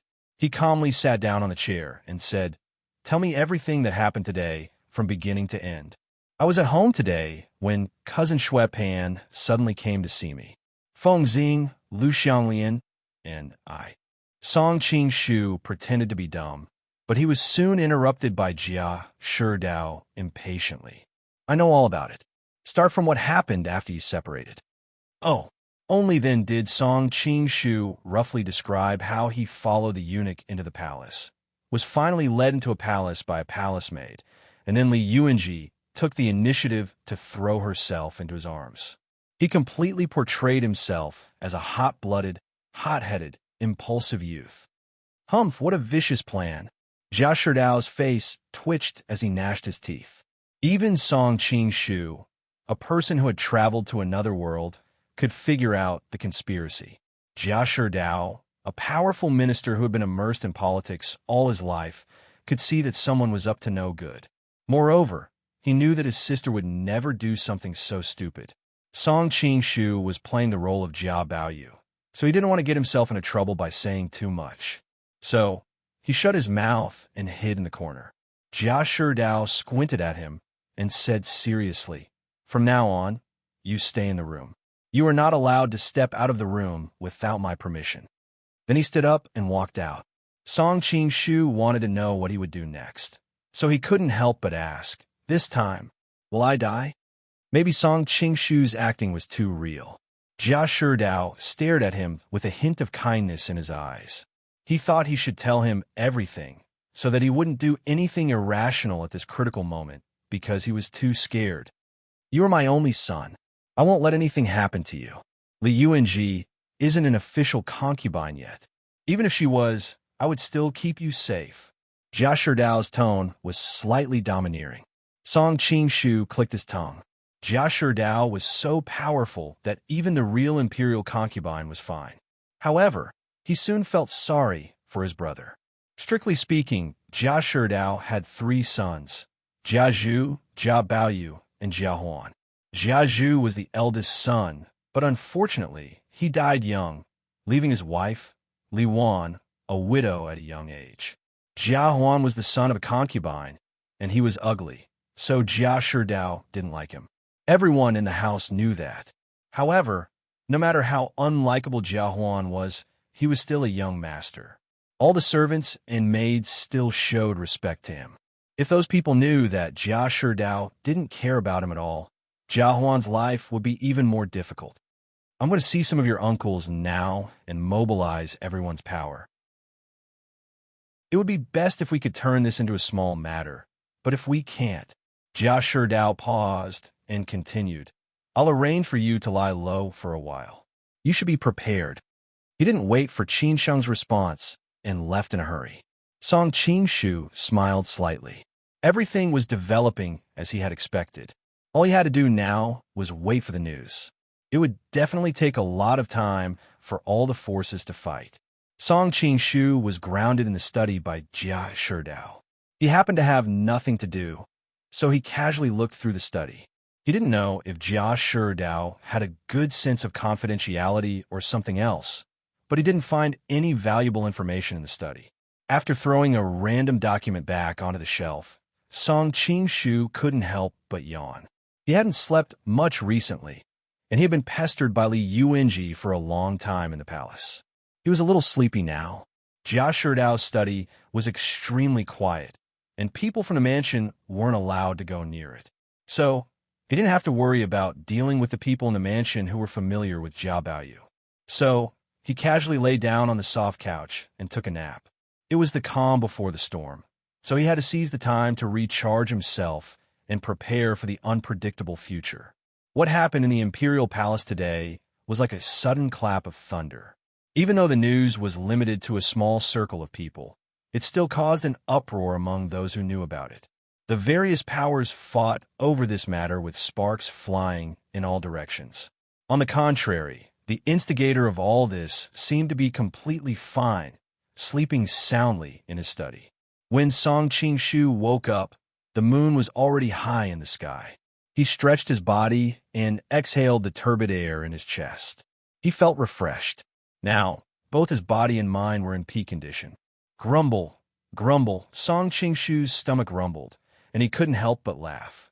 He had been busy the whole day, and he hadn't eaten anything. He had been called out by Shui Pan early in the morning. He was going to Luelu to eat and drink, but he had been called to the palace halfway. He had used up a lot of energy in the palace, so he had slept until now. Men, prepare a midnight snack for this young master. Bring me anything delicious. It would be a waste not to use Jia Baoyu's identity. Anyway, the Jia clan was very rich, so Song Qingshu didn't feel bad at all.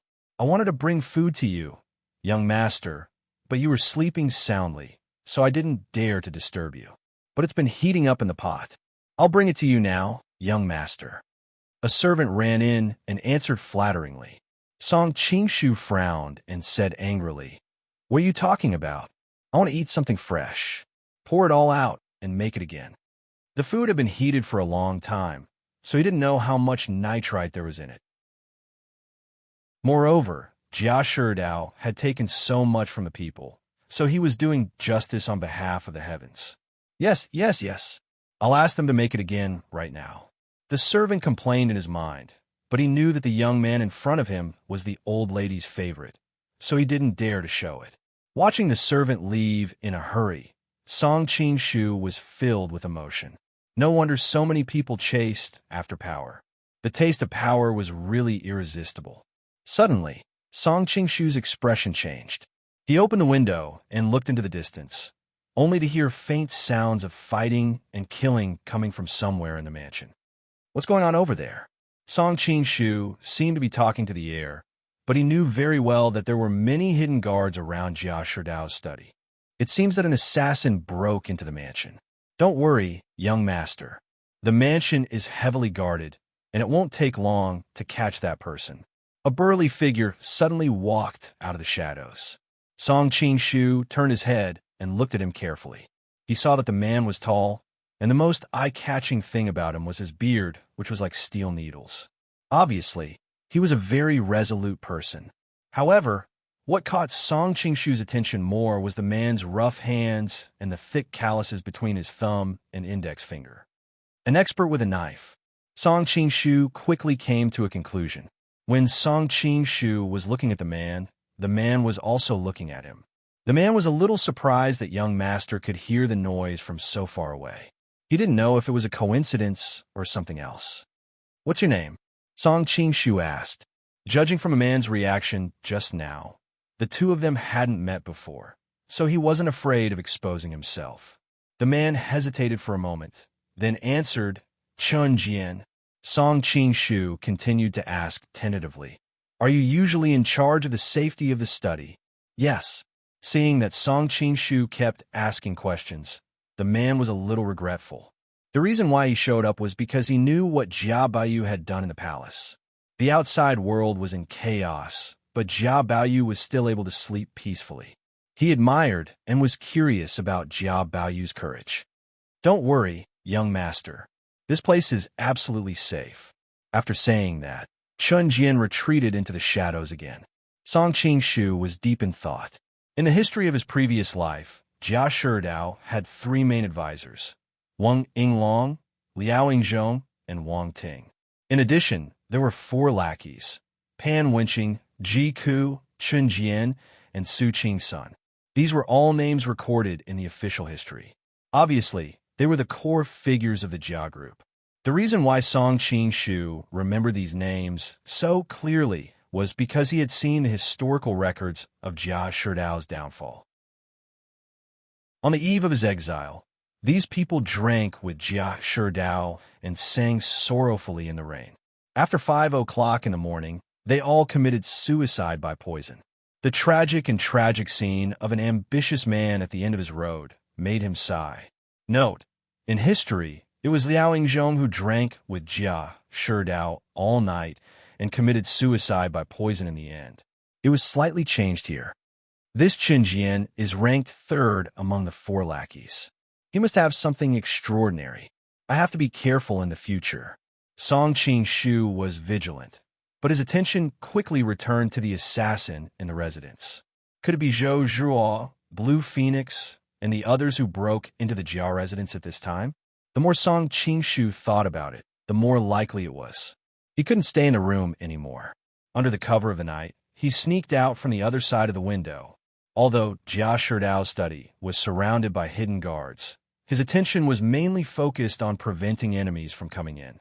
Moreover, with Song Qing-shu's lightness skills, he could even pass through the imperial palace, let alone this small garden.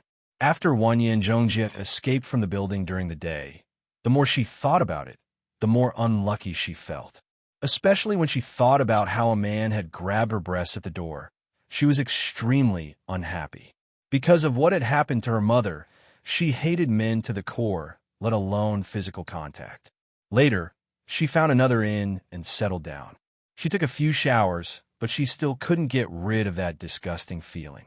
In the end, she couldn't stand it anymore, so she sneaked out in the middle of the night to chop off that hateful man's hand.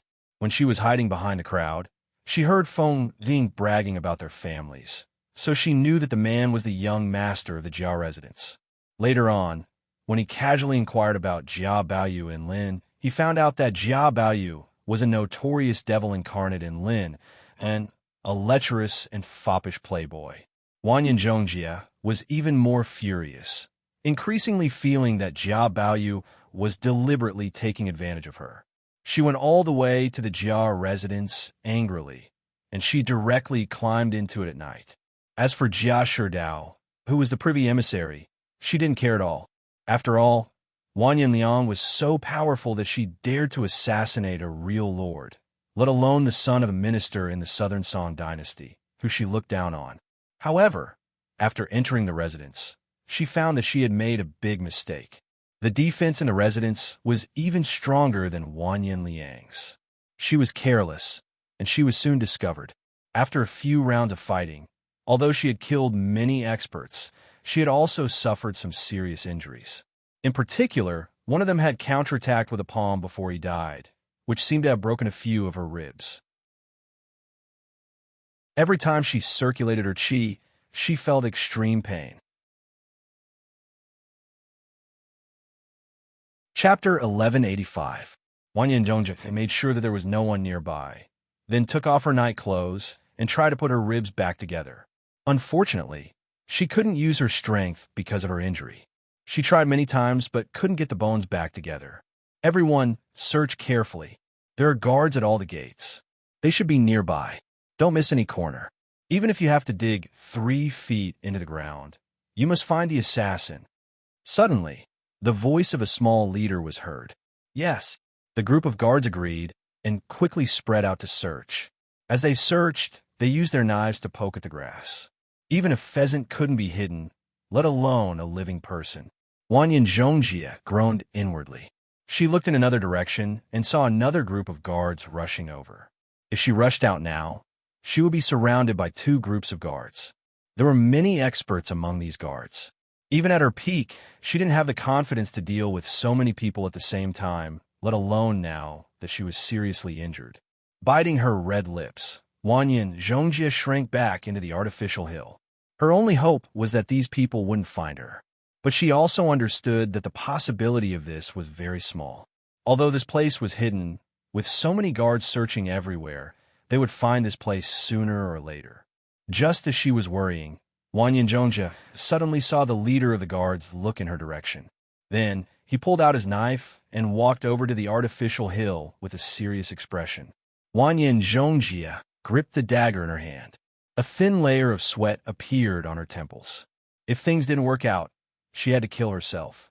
Otherwise, if she became a prisoner of the enemy, she wouldn't have the chance to do so even if she wanted to. The Song and the Jin were enemies.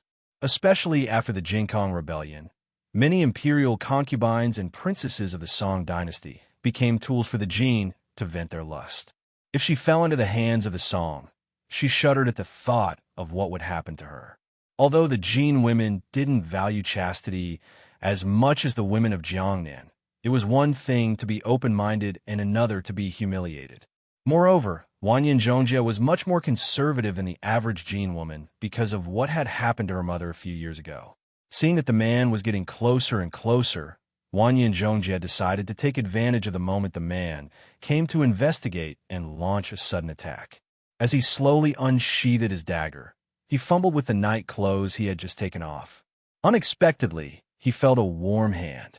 Even though she had always been courageous since she was a child, she couldn't help but have goosebumps all over her body. If it wasn't for the consciousness in her mind warning her not to make a sound and alert the guards outside, her scream would have already pierced through the night sky. Turning his head, he saw a young man looking at him with a grin. His face was filled with a mischievous look. Who else could it be other than Jia Baoyu who had taken advantage of him during the day? It turned out that Song Qingshu heard the commotion and came out to investigate. In the end, the assassin was not Zhou Zhuo or Indigo Phoenix. However, Wanyan Zhongjia was one of his people. Naturally, he could not leave her to die. Seeing that she had nowhere to go, he hurriedly appeared to help. Shu! Song Qingshu made a shushing gesture and pointed to the night clothes she had taken off. Take off your clothes. The reason why Wanyan Zhongjia had broken into the Jia residence at night was to take revenge for being taken advantage of by him during the day. The reason why she had ended up in such a state was also because of him. At this moment, when she saw that he actually wanted to take off her clothes, new hatred and old hatred welled up in her heart. She couldn't care less and brandished her dagger to stab him. She thought that it wouldn't be a loss to have him as a scapegoat before she died. However, as soon as she made her move, she felt her whole body go numb and she could no longer move. She was shocked and scared. Suddenly, she heard him say, "You really take my kindness for granted. You women's thoughts are too dirty." Song Qingshu looked as if he was grieving. In fact, how could he not know that there was a hidden meaning in his words just now? Who is it? Although the two of them acted quickly, it was inevitable that they would make some noise and attract the attention of the guards outside. The leader of the guards hurriedly made a hand gesture and ordered his subordinates to surround them from behind the rock garden. Wanyan Zhongjia's heart had long since turned ice cold. This foppish good-for-nothing was actually hiding his strength. If it was just him alone, she wouldn't be able to resist. What difference would it make if there were more or less guards outside? While she was still in a daze, Song Qingshu casually waved his hand. She didn't know how he did it, but he took off Wanyan Zhongjia's night clothes and put them on himself. The whole process was as smooth as flowing water. "Let me borrow your veil."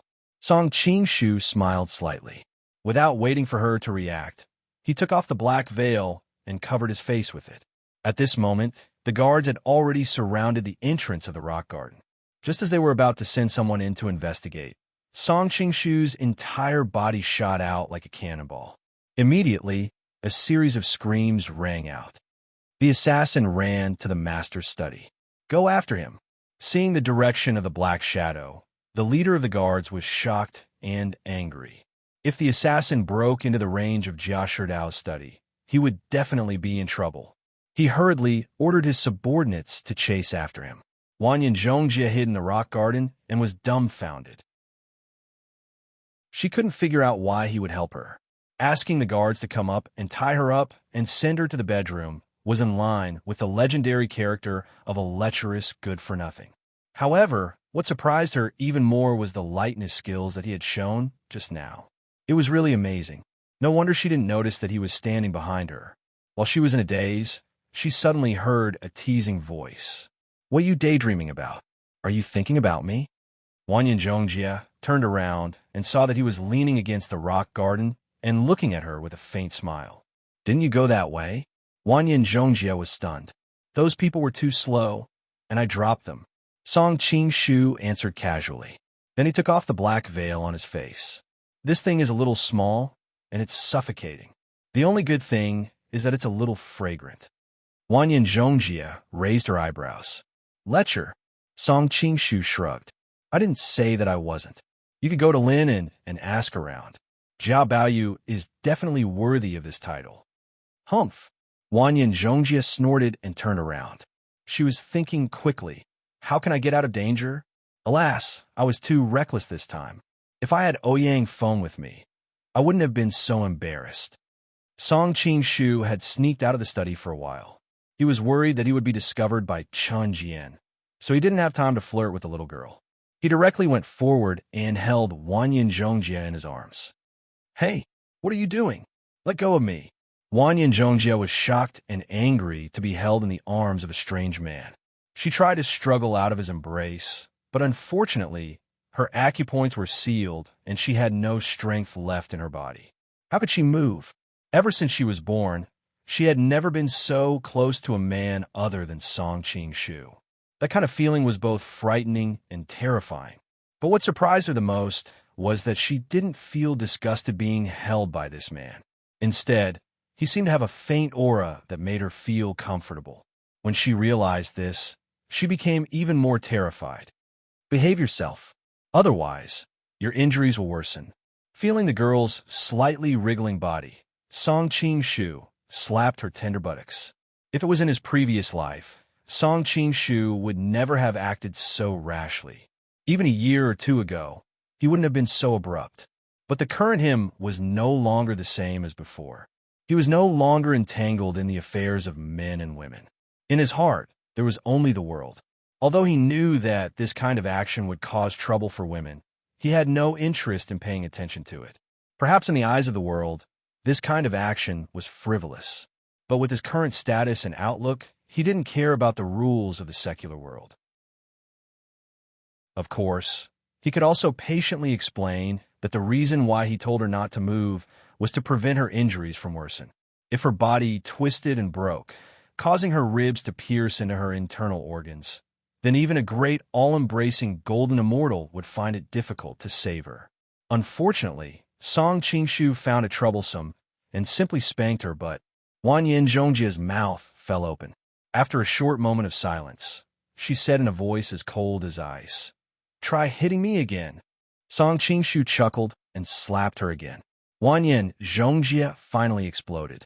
"You despicable, shameless, and vulgar song pig. I, Wanyan Zhongjie, swear that one day, I will make you beg for death." Song Qing-shu ignored her and slapped her again. Every time Wanyan Zhongjie scolded him, he would slap her again. In the end, Wanyan Zhongjie begged, "I beg you, please don't hit me anymore." There was a hint of sobbing in her voice, and, at the same time, it was mixed with a strange kind of trembling. Song Qing-shu looked down and saw that her eyes were faintly filled with tears. Her natural peach blossom eyes gave her a kind of seductive feeling at a young age. "If you're obedient, then I won't hit you." On the way, Wanyan Zhongjie's scolding alarmed many imperial bodyguards.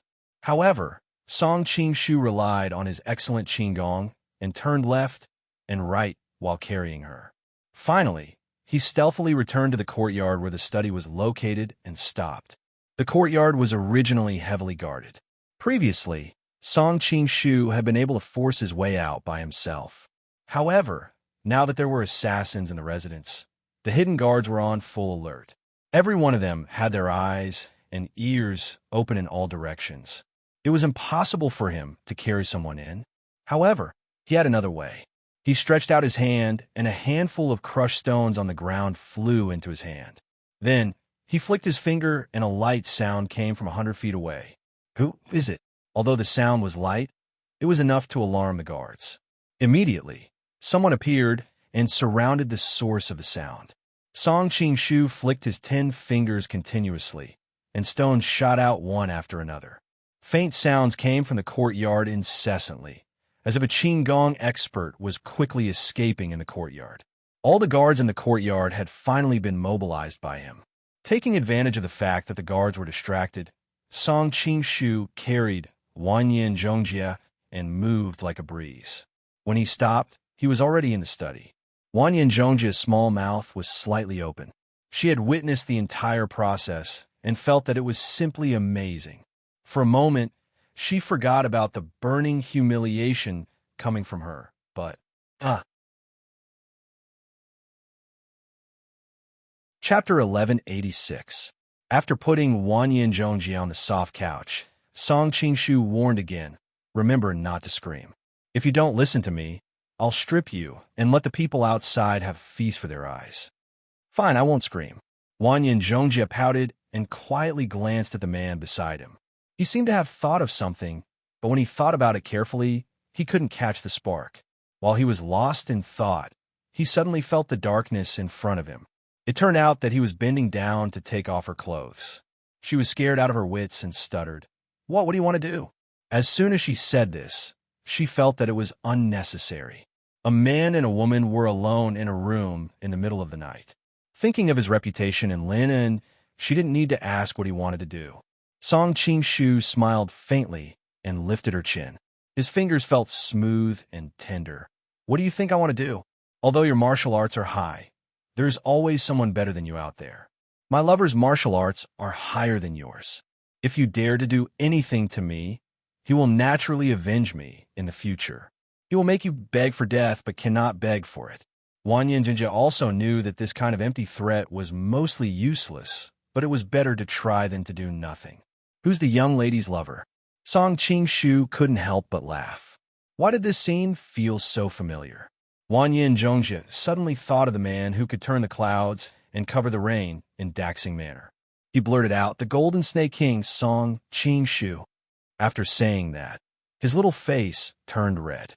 He was shy and kept praying that the man's name could shock the people of the Southern Song dynasty. He knew that the man beside him didn't seem to hear it and kept taking off his clothes. At this time, his underwear was already exposed. Wanyin Zhongjie was ashamed and angry. "Didn't you hear what I said just now?" Song Qingshu shrugged and replied naturally, "I heard." "Then why are you still taking it off?" Wanyin Zhongjie wanted nothing more than to rush forward and bite him.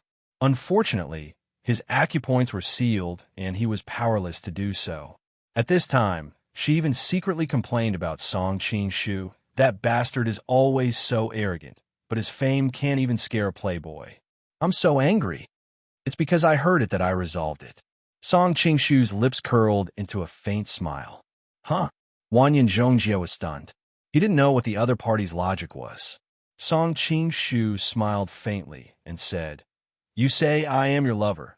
Then why can't a lover undress his own woman?" He had already recovered his original voice by this time. The expression on Wanyin Zhongjie's face was very interesting. First it was puzzled, then it was surprised, and finally, he was ashamed and angry. "Song Qingshu, you bastard." She had always felt that this man gave her a familiar feeling, but she couldn't tell what it was. It wasn't until he returned to his original voice that she immediately understood. She thought about how he had disguised himself as Tang Quobian to deceive everyone in the Jin Kingdom, so it wasn't strange for him to appear as Jia Baoyu. "Shoo, do you want to learn the guards outside? When the time comes, I won't be able to save you under the watchful eyes of everyone." Song Qingshu's face was full of smiles. "It's better to lure them in. Let them see that the young master they've been guarding so loyally has been replaced." Although Wanyin Zhongjie said this, she subconsciously lowered her voice. However, when she thought about how she had been fooled by him for a long time and how scared she had been, Wanyin Zhongjie felt an evil fire burn in her heart.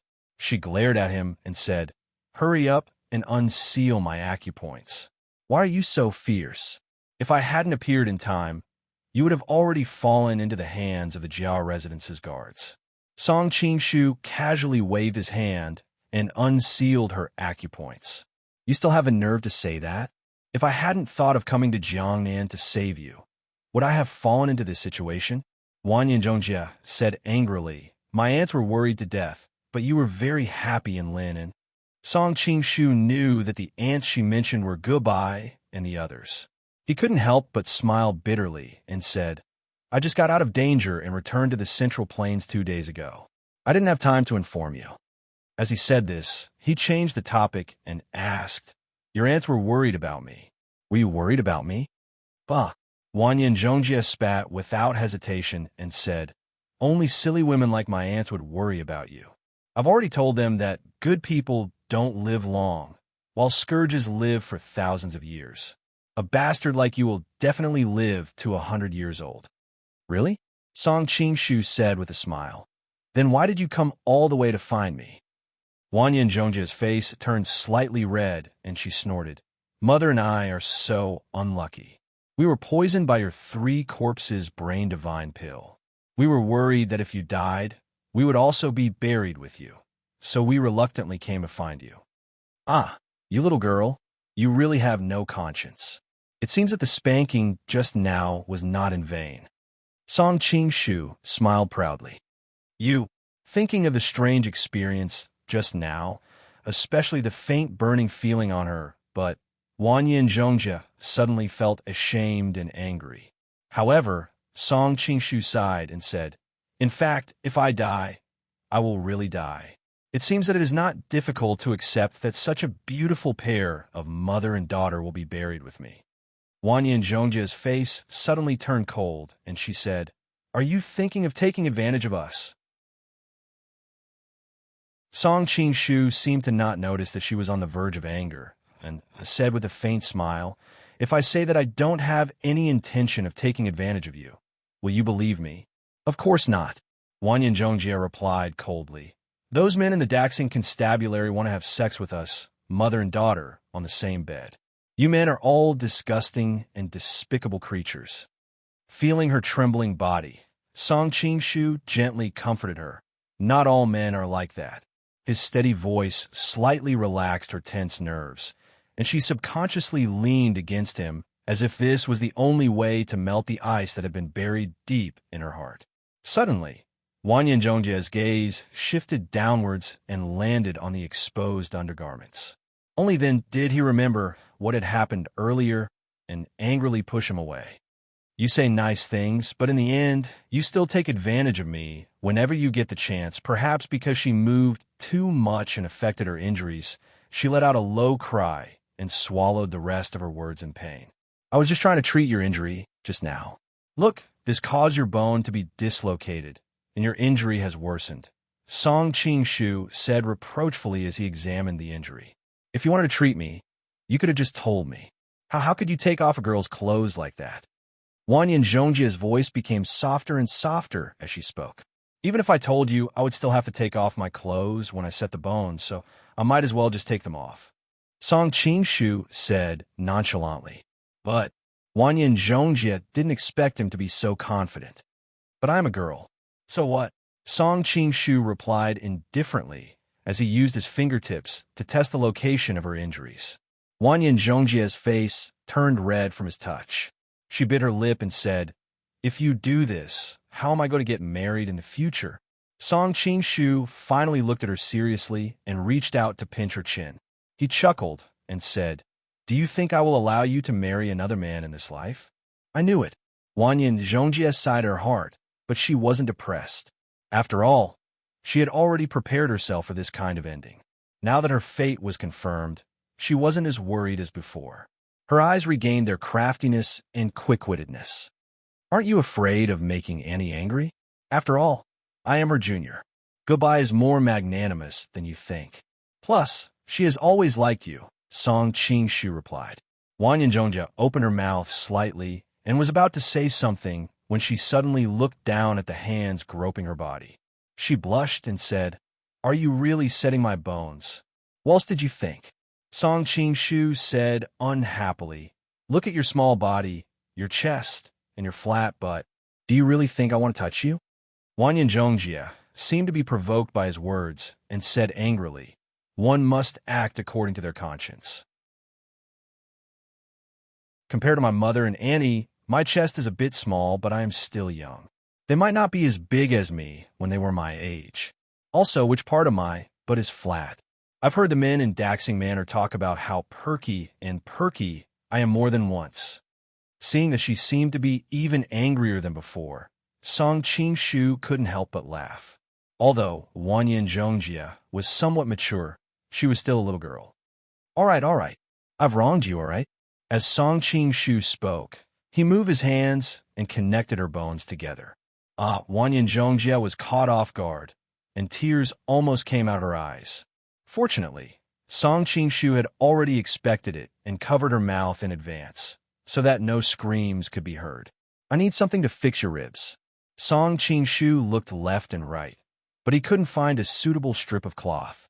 Finally, he saw the underwear hanging from her chest, and his eyes couldn't help but light up. This thing is perfect. He immediately took it off. Wanyan Zhongjia wailed at her heart. This time coming to Lin was really a big loss, and her whole body was seen and touched by him. But for some reason, she didn't dislike his strength at all. Instead, she felt a sense of stability in her heart. Perhaps she lacked fatherly love since childhood. Song Qing-shu's maturity and wisdom, as well as the strength he showed from time to time, all matched the vague image in her heart. Ever since she was young, she had seen her mother being bullied by bad people, but she had been powerless to do anything. More than once, Wanyan Zhongjia had fantasized that such a man would appear to protect her and her mother. Unfortunately, such a person had never appeared. In the end, she had been lucky enough to learn some skills, so she had thrown her childhood dream to the back of her mind. It was not until she met Song Qing-shu that the image she thought she had long forgotten gradually became clear. Chapter 1187. Wanyan Zhongjia was shocked and grabbed his clothes to cover his chest. Song Qing-shu patted her hand and comforted her. Don't worry, he's just here to deliver food. He had heard someone approaching the room. The reason why he didn't notice was that it was the servant from before. Young master, supper is ready, the servant said flatteringly. Got it. Leave it outside for now, replied Song Qing-shu. Song Qing-shu replied. Right now, there was Wanyan Zhongjia in the room, and his clothes were disheveled. They couldn't possibly let him in. The servant happily carried a plate of delicacies. He thought the young master would reward him or something, but the young master didn't even let him in. Oh, I'll put it at the door. After putting it away, the manservant had no choice but to leave with a long face. After he left the garden, he muttered, Young master has really changed today. Usually, he would stretch out his hands and open his mouth to eat. Why would he take it himself? What did you say? At that moment, he heard a low voice. The servant looked back and saw Jia Sherdao standing not far away, frowning at him. He was scared out of his wits. Old master. He thought he was doomed. The young master was the old master's favorite. If the old master heard him talking about the young master behind his back, he would at least be skinned alive. What did you say about the young master? Asked Jia Sherdao. The servant's legs turned to jelly. He immediately knelt on the ground and cowed out. I said too much. I won't do it again. Shut up, Jia Sherdao yelled. What did you say? Take it yourself? The manservant was startled. Seeing that the other party didn't seem to have any intention of blaming him, he was pleasantly surprised and hurriedly replied, It's like this. Previously, young master asked me to prepare supper, and then he explained what had happened just now. After hearing the servant's answer, Jia Sherdao frowned even more. He turned around and asked the guard behind him, I heard there was an assassin in the mansion? Yes. Although the guards injured the assassin, they didn't catch him, answered the guard. Jia Sherdao's expression finally changed. He hurried to the study and said, Follow me. In the study, Song Qing-shu was teasing Wanyan Zhongjia with the exquisite desserts of the Jia residence, causing the young girl to pout coquettishly. He couldn't help but sigh. No wonder those 2D anime in his previous world put so much emphasis on the throwing of food memes. It really gave people a sense of accomplishment. As the two of them were teasing each other, Song Qing-shu's expression suddenly changed. Oh no, someone's coming. He hadn't expected Jia Sherdao to come back so soon. Even if he did, there was still some distance between the gate of the garden and the study, which was more than enough for him to react. But for some reason, Jia Sherdao had run all the way from the gate of the yard. He didn't have time to see Wanyan Zhongjie out. What should we do? Wanyan Zhongjie also realized the seriousness of the situation.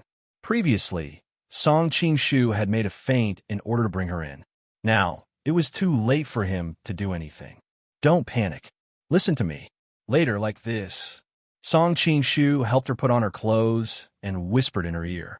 Not long after, the door of the study was kicked open from the outside. A group of guards surrounded Jia Sherdao and walked in. When he saw the situation in the room, Jia Sherdao's expression became even more gloomy. In addition to Jia Baoyu, there was also an extremely beautiful young girl in the study. Unfortunately, Jia Sherdao didn't have time to pay attention to her beauty because she was hiding behind Jia Baoyu, and a shining dagger was placed on his neck. Jia Sherdao was experienced and knowledgeable, so he could tell that the dagger was a precious sword that could cut a hair. If she used a little more force, her son's neck would be instantly cut off, and he wouldn't be able to save him no matter how powerful he was. Who are you, young lady? Did Machi Wu send you? Or did Han Xingzhou send you?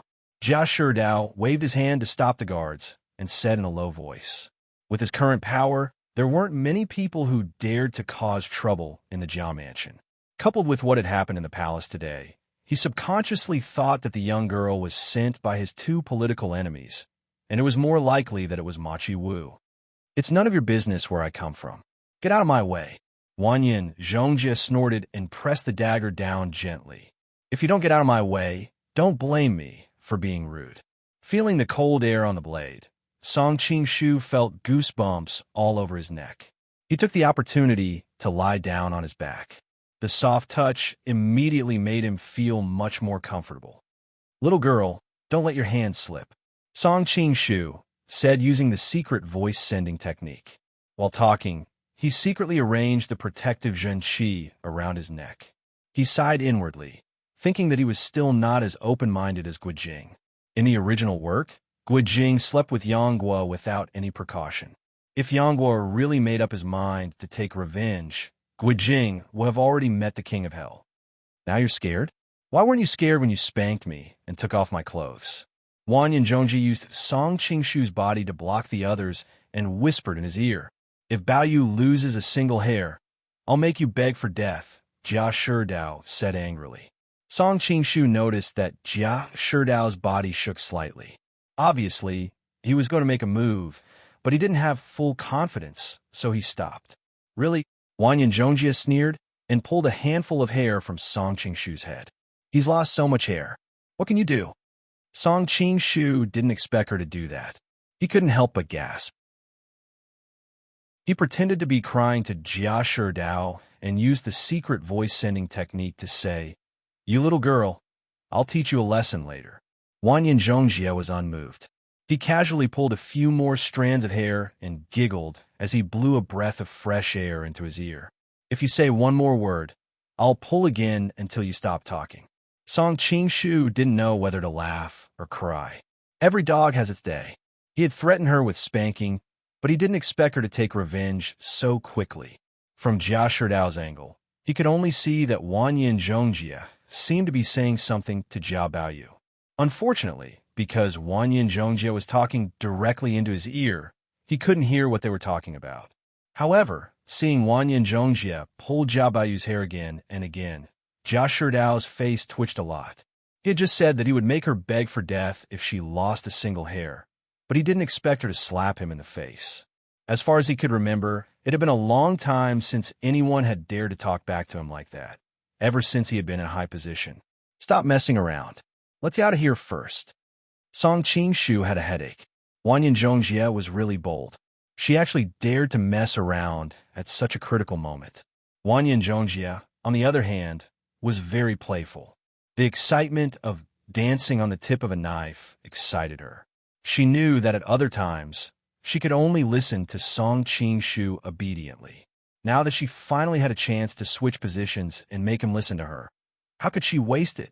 If you let Baoyu go, I promise on my reputation as the Imperial Court's privy emissary that I'll let you go safely. The sword on Jia Baoyu's neck was so dazzling that Jia Sherdao couldn't help but say it. Uft, do you think I'm a 3-year-old? If I let go of this life-saving charm, how can I live? Wan Yin Zhongjia snorted. Get out of the way. When I get to a safe place, I'll let him go. Jia Shidao's pupils shrank slightly. After thinking for a while, he waved his hand, signaling the guards to get out of the way. Wan Yin Zhongjia smiled proudly and walked out with Song Qingshu.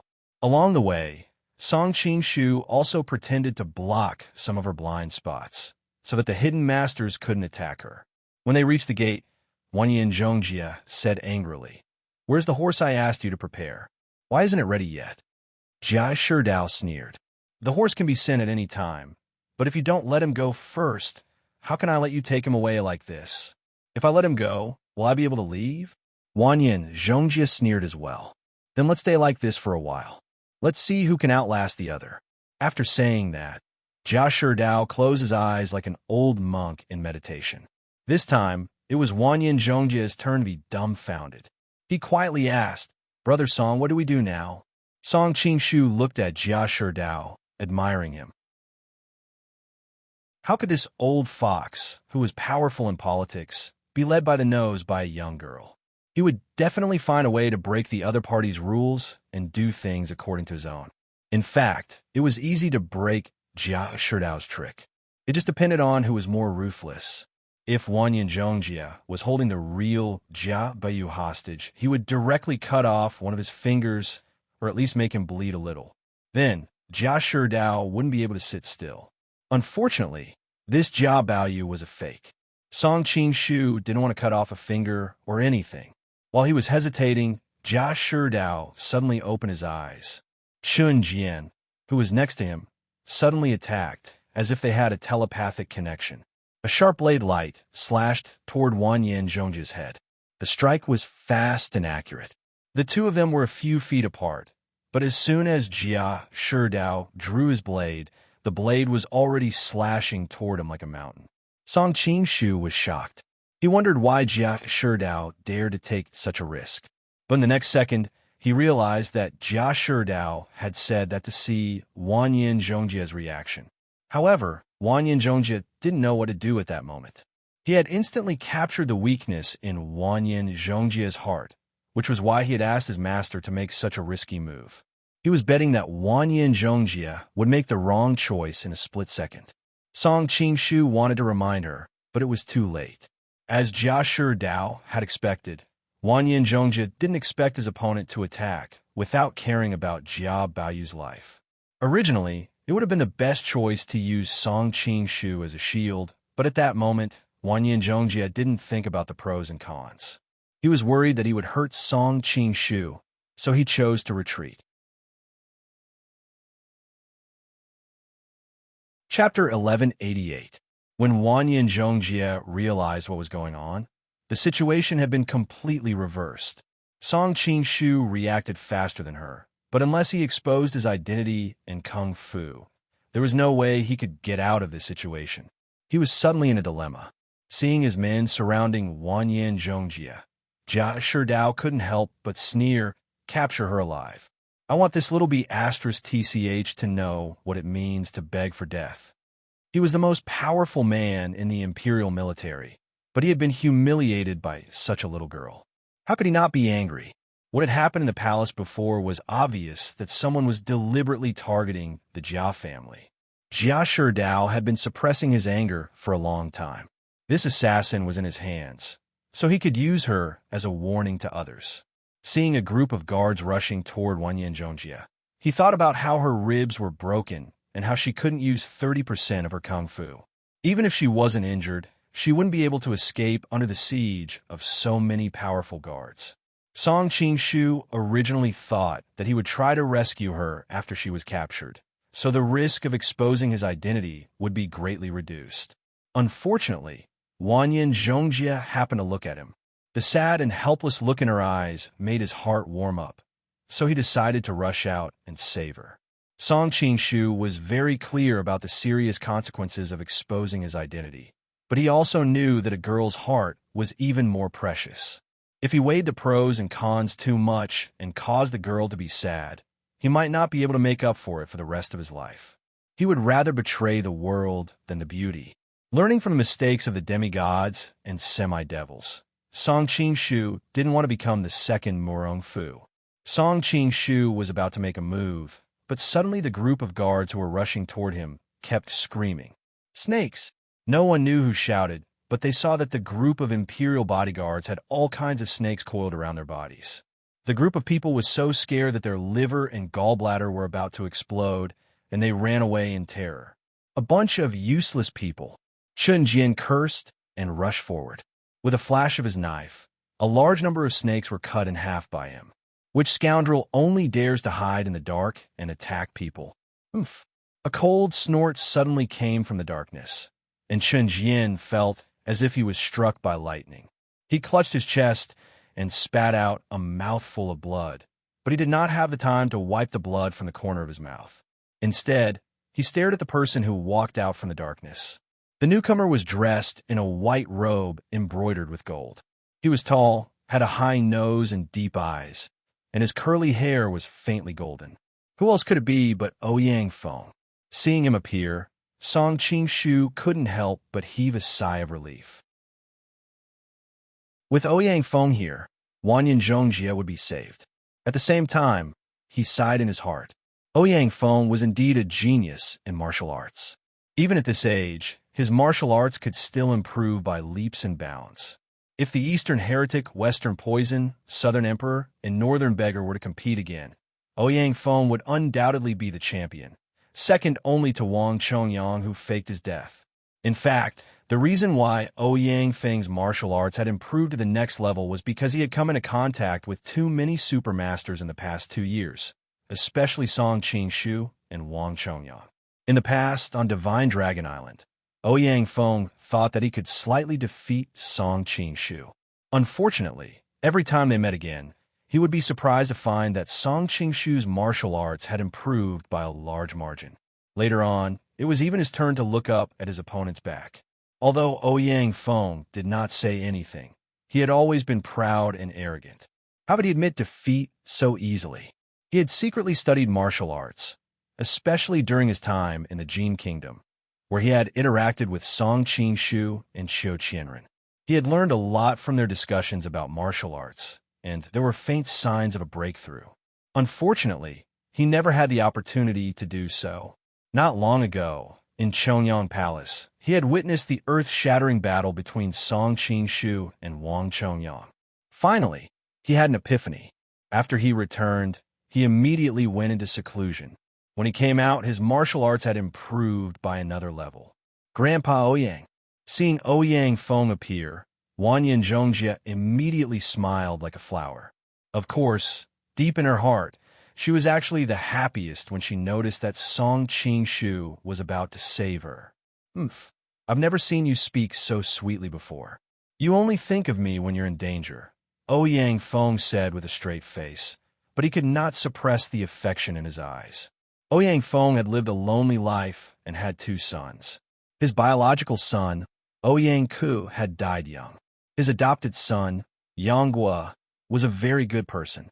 He was smart and filial, but when he remembered that he was Yang Kang's son, Ouyang Feng couldn't help but think of Ouyang Ku's tragic death. There was always a knot in his heart, and he was no longer as close to Yang Guo as he was when he was crazy. Originally, Ouyang Feng had special feelings for Song Qing-shu. Unfortunately, Song Qing-shu's martial arts were getting better, and so was his status.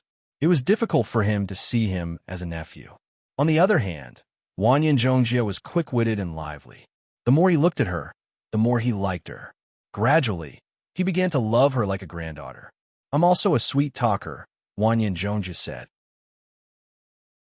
"Last time, I stole the bottle of stone-frozen spring from the Palace of Gluttony to show my filial respect to you." Ahem. Ouyang Feng almost choked to death talking about this in front of so many people. He quickly interrupted her. Okay. I know you're the most filial girl. Oh, it's Mr. Ouyang, one of the 5 greats." Jia Shidao had already recognized who he was. "I didn't know Mr. Ouyang was coming. Please forgive me for not going out to greet you." Ouyang Feng snorted coldly. "If I had come a little later, I'm afraid this little girl wouldn't have been able to see tomorrow's sun. So this girl is Mr. Ouyang's junior. It seems to be a misunderstanding," Jia Shidao said lightly. Jia Shidao said casually. He had thought that Wang Yinzhongjie had been sent by Ma Chi-chu or Han Xingzhou, so he wanted to retaliate. However, since Wang Yinzhongjie was Ouyang Feng's junior, there was no need to provoke such a strong enemy at such a critical moment. Moreover, according to the intelligence, Ouyang Feng represented the Jin Kingdom. A misunderstanding? Ouyang Feng chuckled. He suddenly moved and appeared in front of Chen Jian. Chen Jian felt as if a comet had hit him, and the strong wind made it difficult for him to breathe. He was shocked and hurriedly pulled out his saber to defend himself. With a crisp sound, the treasured saber in Chen Jian's hand broke into several pieces. His entire body flew backward like a broken sandbag, and he only managed to regain his balance after retreating dozens of steps. Then he spat out a mouthful of blood. This is a lesson for your arrogant words. Ouyang Feng paused, and a strange expression appeared on his face. You survived my toad skill. Many masters in the martial arts world are not as good as you. Chen Jian wiped the blood from the corner of his mouth, clenched his teeth, and said, Thank you for your compliment, senior. Ouyang Feng snorted and ignored him. He turned around and helped Wang Yinzhongjie. Let's go. The snakes scattered around seemed to have a mind of their own. They surrounded the two of them and gradually went away. Song Qingshu's heart was full of admiration for Ouyang Feng. In the past, Ouyang Feng could come and go as he pleased in the Mongolian Western Punitive Expedition Army, treating thousands of troops and horses as nothing. Tonight, he broke into the Jia residence alone and easily rescued Wang Yinzhongjie. Seeing Ouyang Feng go away, Chan Jinxiang came to Jia Shidao with his injuries and asked, Master, why didn't you stop Ouyang Feng? Stop him? What could we do? Jia Shidao said expressionlessly. Chun Jian said in a low voice, If Master had done it, and all of us had joined forces, shut up. Jia Shidao interrupted him before he could finish. Chun Jian realized something and immediately lowered his head. Song Qingshu was deep in thought. Jia Shidao was unpredictable. If he really wanted to stop Ouyang Feng would be in danger with the home advantage. Of course, if that really happened, he wouldn't just sit back and watch. At this time, Wang Yinzhongjie and Ouyang Feng also had a similar conversation. Grandpa Ouyang, why didn't you kill them when their morale was low? Ouyang Feng liked her ruthlessness very much. He couldn't help but laugh and scold her. Little girl, it's easy for you to say. Jia Shidao is a privy emissary. How many masters are there in his mansion? Take that man with a knife, for example. If he were in Jianghu, many heads of famous sects would be no match for him. That's fine, but that Jia Shidao, I can't really tell how strong he is. That Jia Shidao also knows martial arts? Wang Yinzhongjie asked in surprise with her beautiful eyes wide open. Not only does he know martial arts, but he's also very good at it, Ouyang Feng said with a frown. It seems that I was really lucky to come out alive today. Wang Yinzhongjie patted her small chest and couldn't help but stick out her tongue. She looked very cute. Grandpa Ouyang, actually there was a super master there that you didn't see. There was? Ouyang Feng frowned and thought of everyone there. He snorted and said, Little girl, don't try to fool me. There was no super master there. It was that Jia Baoyu. Wang Yinzhongjie laughed even more happily. Jia Baoyu? Jia Baoyu was so famous in Lin, and that even Ouyang Feng knew him. How could it be? Of course, because he was Brother Song in disguise. Wang Yinzhongjie was shocked just now, so she was very happy to see Ouyang Feng's surprised face. Song Qingshu? Ouyang Feng finally lost his calm. Of course, if he hadn't secretly protected me, I wouldn't have survived until you came to save me. Thinking of Song Qingshu's impulsive look, Wang Yinzhongjie was very happy. What on earth happened? Tell me quickly. Ouyang Feng hurriedly asked. Wang Yinzhongjie began to tell him the whole story, including some arrangements that Song Qingshu had told her before. It's like this. Jia Shidao returned to the study with a gloomy face, and Chun Jinxiang followed him. I'm useless. I'll let the assassin sneak in and take the young master hostage. This place is heavily guarded. How could that girl break in? Jia Shidao said angrily. Chun Jian smiled bitterly and said, I still don't know what happened. Song Qingshu's heart skipped a beat. He was worried that if they continued to confess, Jia Sherdao, the old fox, would see something. He hurriedly said, Actually, I was lustful. I saw that the girl was beautiful, so I let her in. I didn't know that I was letting a wolf into the house. Jia Sherdao suddenly slammed the table. You healed so quickly. Did you forget the pain? You just did that thing in the palace, and now you're back to your old ways? Song Qingshu laughed awkwardly and lowered his head, not saying a word. Chapter 1189. Jia Sherdao sighed, then waved at Chun Jian and said, You're injured. You should go and rest. Someone, take him back. Chun Jian almost couldn't stand straight anymore. He was only holding on with his willpower. Hearing what Jia Sherdao said, he felt like he had been pardoned. When he was helped out, he turned around and said gratefully, Thank you, master. Jia Sherdao nodded. After the servants closed the door, he said to Song Qingshu, Your aunt has been banished to the cold palace because of you. Huh? Song Qingshu pretended to be surprised, but it was more or less what he had expected.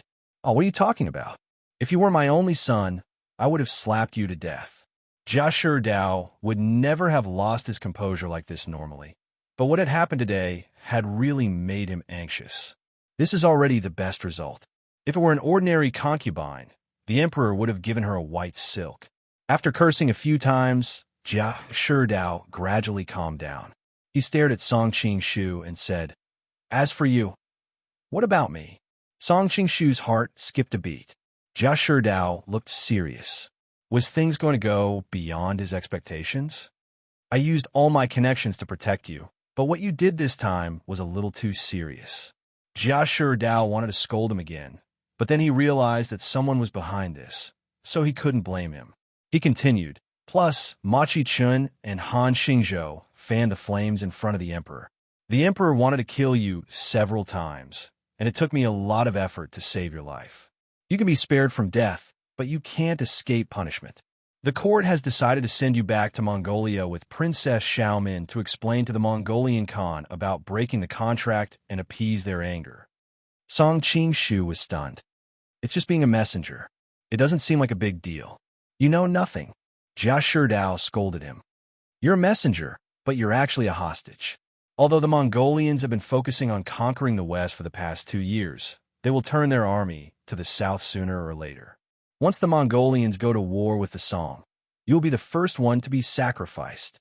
Listening to Jia Sherdao's description of how greedy, cruel, and despicable the Mongolians were, Song Qingshu gradually understood.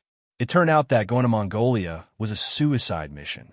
No wonder Machi Chun and Han Xingzhou agreed. Maybe it was their suggestion, but it was better than being executed immediately. So, Jia Sherdao had to accept it. Seeing Song Qingshu's expressionless face, Jia Sherdao thought he was scared, so he changed. He changed his tone and said, But don't be too afraid. I won't let anything happen to you. Bye, and I will make arrangements. Song Qingshu's heart skipped a beat. He couldn't help but ask, What kind of arrangements? If he knew Jia Sherdao's plan in advance, he would be able to come up with countermeasures. Unexpectedly, Jia Sherdao glared at him and said, Humph, you're such a useless guy. Telling you will only cause trouble. It's good that you know this. Don't ask anything else. Oh, after all, according to Song Qingshu's investigation, Jia Baoyu was like a mouse in front of a cat in front of Jia Sherdao. If he kept asking, it would inevitably arouse suspicion. Go back and ask Shirin to help you pack your things. Tomorrow, you will leave with the Mongolian delegation. Jia Sherdao rubbed his temples. Go say goodbye to your mother. As for the old lady, don't go. She's old, so she won't be frightened. Tomorrow, Song Qingshu was actually very happy. He couldn't wait to leave at night, but his reason told him that it was a little too hasty. A long night is fraught with trouble. If it takes too long, who knows what evil plans Machi Ku and Han Xingzhou will come up with. If the emperor changes his mind, you won't be able to leave even if you want to. Jia Sherdao snorted.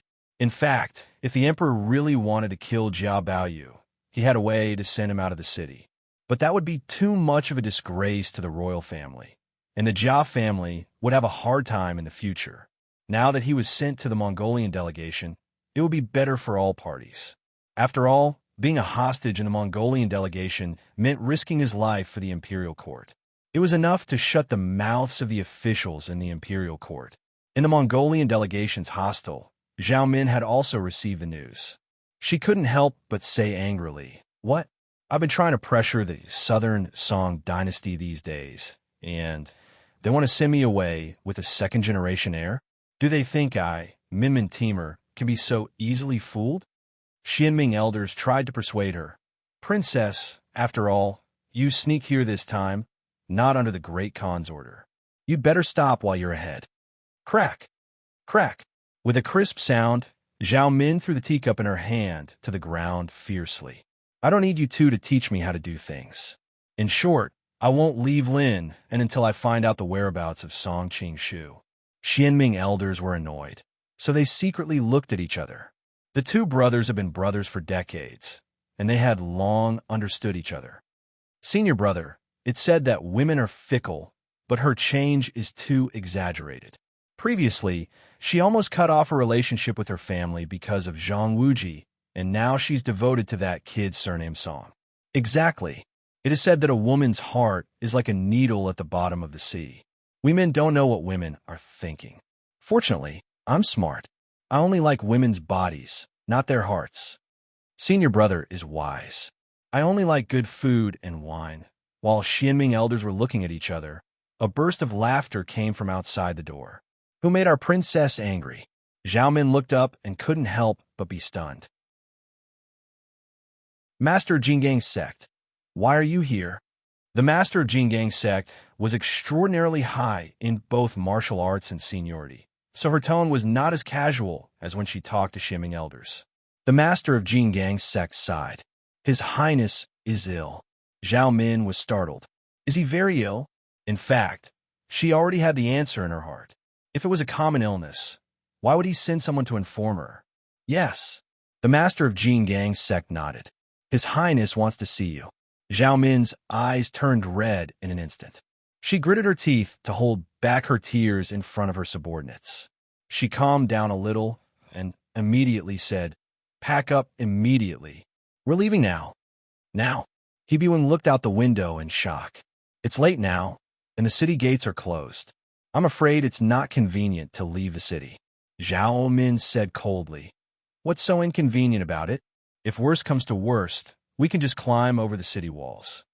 "It would not be good if the guards at the city gates were alerted," Lu Zhangke also advised. "It's not long before dawn, and the Southern Song is supposed to send the hostages here tomorrow. Why don't we leave the city together tomorrow? It'll be more convenient." Zhao Min had gradually calmed down from her impulsiveness. She also understood that more haste, less speed. If they broke through the city gates at night and alerted the guards of the Southern Song, then they would be even more delayed. "All right, someone come." Zhao Min arranged for her subordinates to go and hand over the hostage transfer procedures with the relevant officials of the Southern Song. Even if they were sleeping, they had to wake them up. At the same time, she arranged for someone to wait at the gates of the Imperial Palace and enter the palace to see Zhao go at dawn. She also sent someone to inform the Jiao Manor in advance. She even arranged for her subordinates to stay in Lin and to inquire about Song Qing-shu. The whole process was arranged in an orderly manner. The master of Jinggang and the two elders of Xianming watched in admiration. At dawn the next day, Song Qing-shu was woken up by Shirin. Hearing that the Mongolian ambassadors were already waiting outside the manor, he could not help but be shocked. "So soon? There were Mongolians who came to inform us in the middle of the night, but I saw that you were sleeping soundly, so I did not have the heart to wake you up," Shirin answered with red eyes. It was obvious that she had been sad all night when she found out that Jia Baoyu was going to obey as a hostage. Song Qing-shu hurriedly comforted her. Only then did he remember that he had to deal with the people of the Jiao Manor last night. A group of people cried and cried, and he finally managed to escape. Then he sneaked out to inform Zhou Zhiruo and the others. Only then did he return to his room. He was exhausted from the journey and fell asleep as soon as he returned. After helping him put on his clothes, Shirin stared at him with a pair of watery eyes. Young master, Shirin will always be waiting for your return. Looking at her tearful expression, Song Qingshu sighed inwardly. Although Shirin in the dream of the Red Chamber was a little scheming, she had feelings for Jia Baoyu. Unfortunately, she did not know that the real Jia Baoyu would never return. Hearing that the ladies of the Jia Manor would be coming to see him off, Song Qingshu felt a headache coming on. Without waiting for them, he quickly slipped out of the manor with light clothes. As he left the manor, Song Qingshu could not help but be startled. A group of Mongolian ambassadors were waiting at the entrance on tall horses. The most eye-catching one was the young girl who was as bright as a rose. Who else could it be other than Zhao Min? Originally, he thought that the Mongolian ambassadors would just send someone to pick him up. He did not expect that it would be Zhao Min who came in person. In the past, Song Qingshu had seen more of Zhao Min's delicate and beautiful side. Now, she was wearing a Mongolian outfit and small boots that made her legs look straight and slender. She perfectly displayed the other side of her valiant and heroic appearance. However, what made Song Qingshu more concerned was that Zhao Min's starry eyes were slightly red like Shirin's. It was as if she had also cried the whole night. I wonder why she is so sad.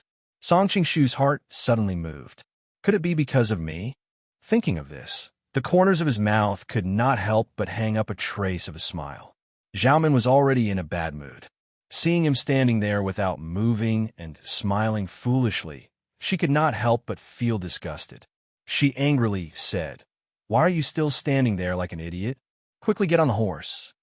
Zhao Min had long heard of Jia Baoyu's usual behavior. Moreover, what happened in the imperial palace last night could not be hidden from those who knew about it. Zhao Min was also a woman, so it was impossible for her to have a good attitude toward him. Song Qingshu smiled and did not take it seriously. When he was about to go over, he heard Jia Shidao's voice from behind. "Baoyu, wait a minute." A group of guards surrounded Jia Shidao and walked out. He did not even look at Song Qingshu. Instead, he first walked to Zhao Min and said, "My son is naughty. Please take care of him on the way." Zhao Min replied lightly, "He is a man. Of course, he knows how to take care of himself." She sat proudly on the back of the horse and looked down at him. She had no intention of getting off the horse to return the greeting. A trace of anger flashed in the depths of Jia Shidao's eyes. With his current status, even prime ministers like Ma Qifeng and Han Xingzhou and even Emperor Zhao Go would not be so rude to him, let alone ordinary ministers. However, the Southern Song dynasty was weak. For hundreds of years, Liao and the envoys of the Jin kingdom had been so arrogant and domineering. Although he was angry, he could only swallow his anger. Chapter 1190. Song Qingshu was stunned. He didn't know what Jia Shidao had planned. He was a little worried. He had arranged for Zhou Jiruo and the Indigo Phoenix to kidnap Jia Shidao. If it conflicted with Jia Shidao's plan, it would be troublesome. "Are you done? We're ready to go." Zhao Min, who was not far away, said impatiently. She had always admired heroes and had no good impression of Jia Baoyu, a playboy who was full of rouge and powder. Moreover, she was in a hurry to go back to see her father. Seeing him being so garrulous, she naturally did not have a good expression on her face. Jia Shidao frowned slightly. He suppressed his unhappiness and said to him, "You go first. Be careful." Mrs. Wang wanted to assign a maid to serve Jia Baoyu, but the Mongolians refused. Jia Shidao thought about his own plan, and it would be troublesome to have two more people, so he didn't insist. Song Qingshu nodded and walked to a big Mongolian horse. He was in a dilemma. I don't know if Jia Baoyu knows how to ride a horse or how good he is. Now that Jia Shidao is watching from behind, if I get exposed, all my efforts will be in vain. What are you waiting for? Get on the horse. Zhao Min urged impatiently again. Song Qingshu was so angry that he gritted his teeth. "This little girl, don't you know that you might ruin my husband's plan?" Maybe Zhao Min's urging had made him smarter. He immediately thought that if Jia Baoyu didn't know how to ride a horse, Jia Shidao would have come out to beg for mercy. Since Jia Shidao hadn't said anything yet, He obviously knew how to ride a horse. However, Jia Baiyu spent most of his time with women. Even if he knew how to ride a horse, it would be limited. With a plan in mind, Song Qing-shu pretended to be clumsy and climbed onto the horse, which made Zhao Min look down on him again. Go! Zhao Min did not even bother to look at him. Her slender legs squeezed the horse's belly, and she led the way, galloping away. The rest of the Mongolians also came and went like the wind. Song Qing-shu smiled bitterly. He had no choice but to bite the bullet and follow. This group of Mongolians obviously wanted to make this young master of the southern song suffer a bit. Each of them rode very fast, as if they were waiting for the moment he would fall off his horse. Who would have thought that Song Qing-shu kept swaying left and right on his horse, and several times it looked like he was going to fall off his horse. But who would have thought that he would straighten his back and stabilize his body? They could not help but feel disappointed. Because the official of the Southern Song dynasty had already been handed over, the road out of the city was green all the way, which saved a lot of complicated procedures.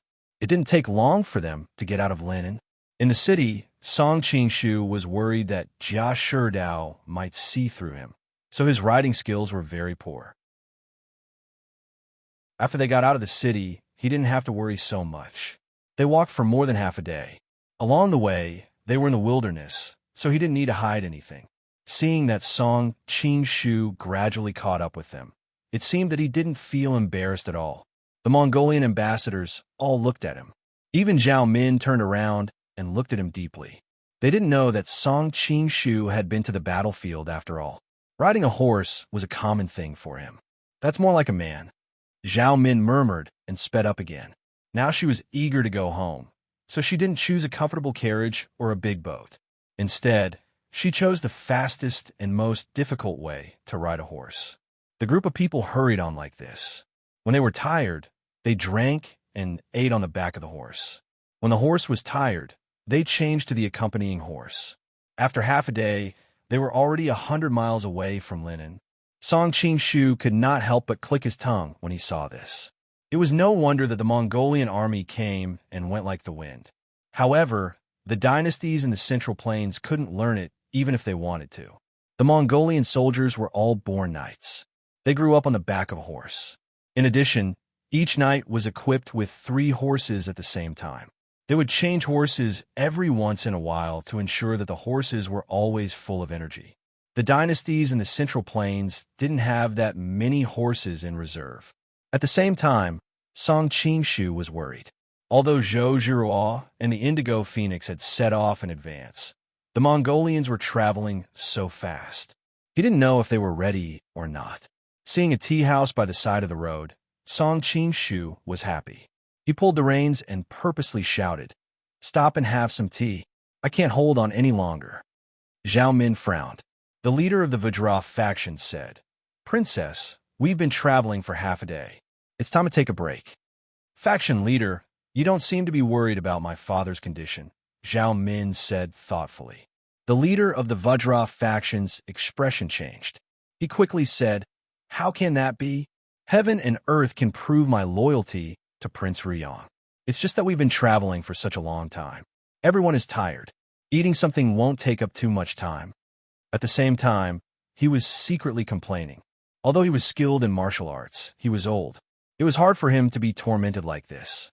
He regretted it when he thought about how far they had to go to the Gobi Desert. He should have rejected this mission. That old bastard Baishang must have predicted this. That's why he encouraged me to come. Zhao Min suddenly thought of something. She smiled faintly. "That's good too. Everyone, get off your horses. We'll rest for 2 hours at the tea house in front." 2 hours? The Mongolian guards looked at each other. They had been traveling in such a hurry. Would it be too extravagant to rest for 2 hours all of a sudden? However, Zhao Min had always been wise. Her subordinates trusted her, so none of them had any objections. After settling the horses down, the group entered the tea house. The tea house was not big to begin with. The moment they entered, the entire tea house was taken up. Zhao Min naturally sat in the best seat. Although the leader of the Vajra faction had a high status, he was not qualified to sit at the same table as her. However, it seemed like Zhao Min had something to ask him, so she deliberately asked him to sit with her. Song Qing-shu had wanted to join them. Even if he could not do anything, smelling Zhao Min's fragrance was much more pleasant than smelling the sweat of those men. However, he did not expect Zhao Min to look down on him. She had no intention of inviting him to sit at the same table. He could only sulkily sit at the table beside them with the Xianming elders. Song Qing-shu was curious about what Zhao Min and Xianming elders would say. He pricked up his ears after he sat down. He heard Zhao Min say, "Faction leader, my father isn't sick, is he?" Song Qing-shu was stunned. Then, he came to a sudden realization. No wonder she had been so anxious along the way. It turned out that she thought her father was seriously ill. The Vajra faction's leader's expression changed slightly. He smiled awkwardly. "Why do you say that, Your Highness?" Zhao Min replied indifferently. "I was too worried and didn't think about it. It was only when I saw that the faction leader seemed to be unable to withstand such a rapid march that I came to my senses." "Is there a problem?" The Vajra faction's leader was at a loss. Zhao Min answered, "If my father is really sick, they could have just sent any horseman over. Why would they bother someone like the faction leader to personally make a trip?" After thinking about it, the biggest reason they wanted the faction leader to come over was probably because they were worried that I wouldn't return. They needed the faction leader's martial prowess and prestige to forcefully bring me back. If my father is really sick, how could I not return? Your Highness is indeed quick-witted. That's right, the Prince of Ruyang isn't sick. There was no need for the Vajra faction's leader to hide the truth now that it had come to this. His Royal Highness knows that you've faked the Great Khan's imperial edict to the Southern Song and is extremely furious. That's why he specifically sent me here to bring the princess back before things get out of hand. He then took out a golden token and waved it in front of everyone. His Royal Highness has ordered us to escort the princess back to the Ruyang imperial residence without delay. The Xianming elders and the other guards looked at each other. They had no choice but to stand up and bow. Seeing the golden token was like seeing the Prince of Ruyang himself. At the end of the day, Zhao Min's authority was given by the Prince of Ruyang. Naturally, they could only obey. Song Qing-shu was marveling at how quick-witted Zhao Min was. She was able to deduce the whole matter from a small detail, but she was suddenly stripped of her authority. He could only sigh at the impermanence of the world. When the Vajra faction's leader saw Zhao Min's expressionless face, he was also a little flustered by this young master, who was unparalleled in her stratagem. He was worried that she would settle accounts with him in the future, so he hurriedly consoled her. Actually, the princess doesn't need to be too worried. Song Qing-shu's martial arts skills are rarely seen in this world. Moreover, judging from his physiognomy, he definitely won't have short life. He'll definitely be able to turn misfortune into fortune this time. Song Qing-shu was instantly moved when he heard them mention him. It turned out that Zhao Min had faked the Mongolian Great Khan's imperial edict and came all the way to Jiangnan. Because of him, Zhao Min's expression softened slightly. She chuckled. Isn't physiognomy a Taoist priest's skill? Since when did a Buddhist learn physiognomy? All things are interconnected. I just know a little, that's all. The Vajra faction's leader smiled sheepishly. May I know what this lady would like to eat? Other than tea, we also have all kinds of Jiangnan specialty snacks. At this moment, the lady boss of Kung Fu Tea House had already come out to serve tea to their table. Although she was wearing a coarse gown, it could not hide the allure of her mature and plump body. Who else could it be other than Indigo Phoenix? Zhao Min lifted her head to look at her. Her expression changed, and she immediately sneered. With your outstanding looks, how could you possibly be selling tea in this wilderness? Song Qing-shu was speechless. In his original plan, Indigo Phoenix would poison most of the people first. Then, Zhou Zhuo would kidnap him. Who knew that Zhao Min was smarter than a fox? She could see through his plan with just one look. Lu Zhanke had been looking at her curvaceous body greedily. He could not help but be overjoyed when he heard this. I'll capture her first, so that the princess can interrogate her properly. He moved and appeared next to Indigo Phoenix. Although Indigo Phoenix was the leader of a faction, her skills were all in using poison. Her martial arts could only be considered average. Hence, Liu Zhanke had already grabbed her arm the moment he stretched out his hand. Liu Zhanke was secretly delighted. Just as he was about to stretch out his hand to touch her milky white skin, a furry spider suddenly appeared in his hand. This spider was bigger than the biggest spider he had ever seen in his life. The long fur on its legs showed that it was extremely poisonous. Liu Zhanke was so frightened that he screamed. He quickly swung his hand away and retreated at a speed faster than when he had come. Seeing that his senior was at a disadvantage, He-Bi-Weng quickly pounced over. He learned from Liu Zhanke's lesson. He did not dare to touch Indigo Phoenix with his bare hands. Instead, he took out his cranebeak brush and pointed it at Indigo Phoenix from afar. Indigo Phoenix's expression changed slightly. She scattered a ball of poisonous powder and retreated. He-Bi-Weng waved his palm, and the power of his Xianming divine palm shook the poisonous powder to one side. He then tapped the tip of his foot on Indigo Phoenix's body without stopping. Seeing that Indigo Phoenix had nowhere to hide, a green shadow suddenly flashed and a long whip came toward He-Bi-Weng. He-Bi-Weng was shocked and quickly leaped backward to avoid it. The long whip continued to attack at an incomparably fast speed. He-Bi-Weng quickly retreated 3 steps. Who knew that his opponent's whip technique was so strange that he was trapped in 3 moves?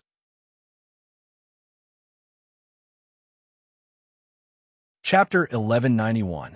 The whip was nearly 5 zhang long, and the tail of the whip was covered with sharp barbs.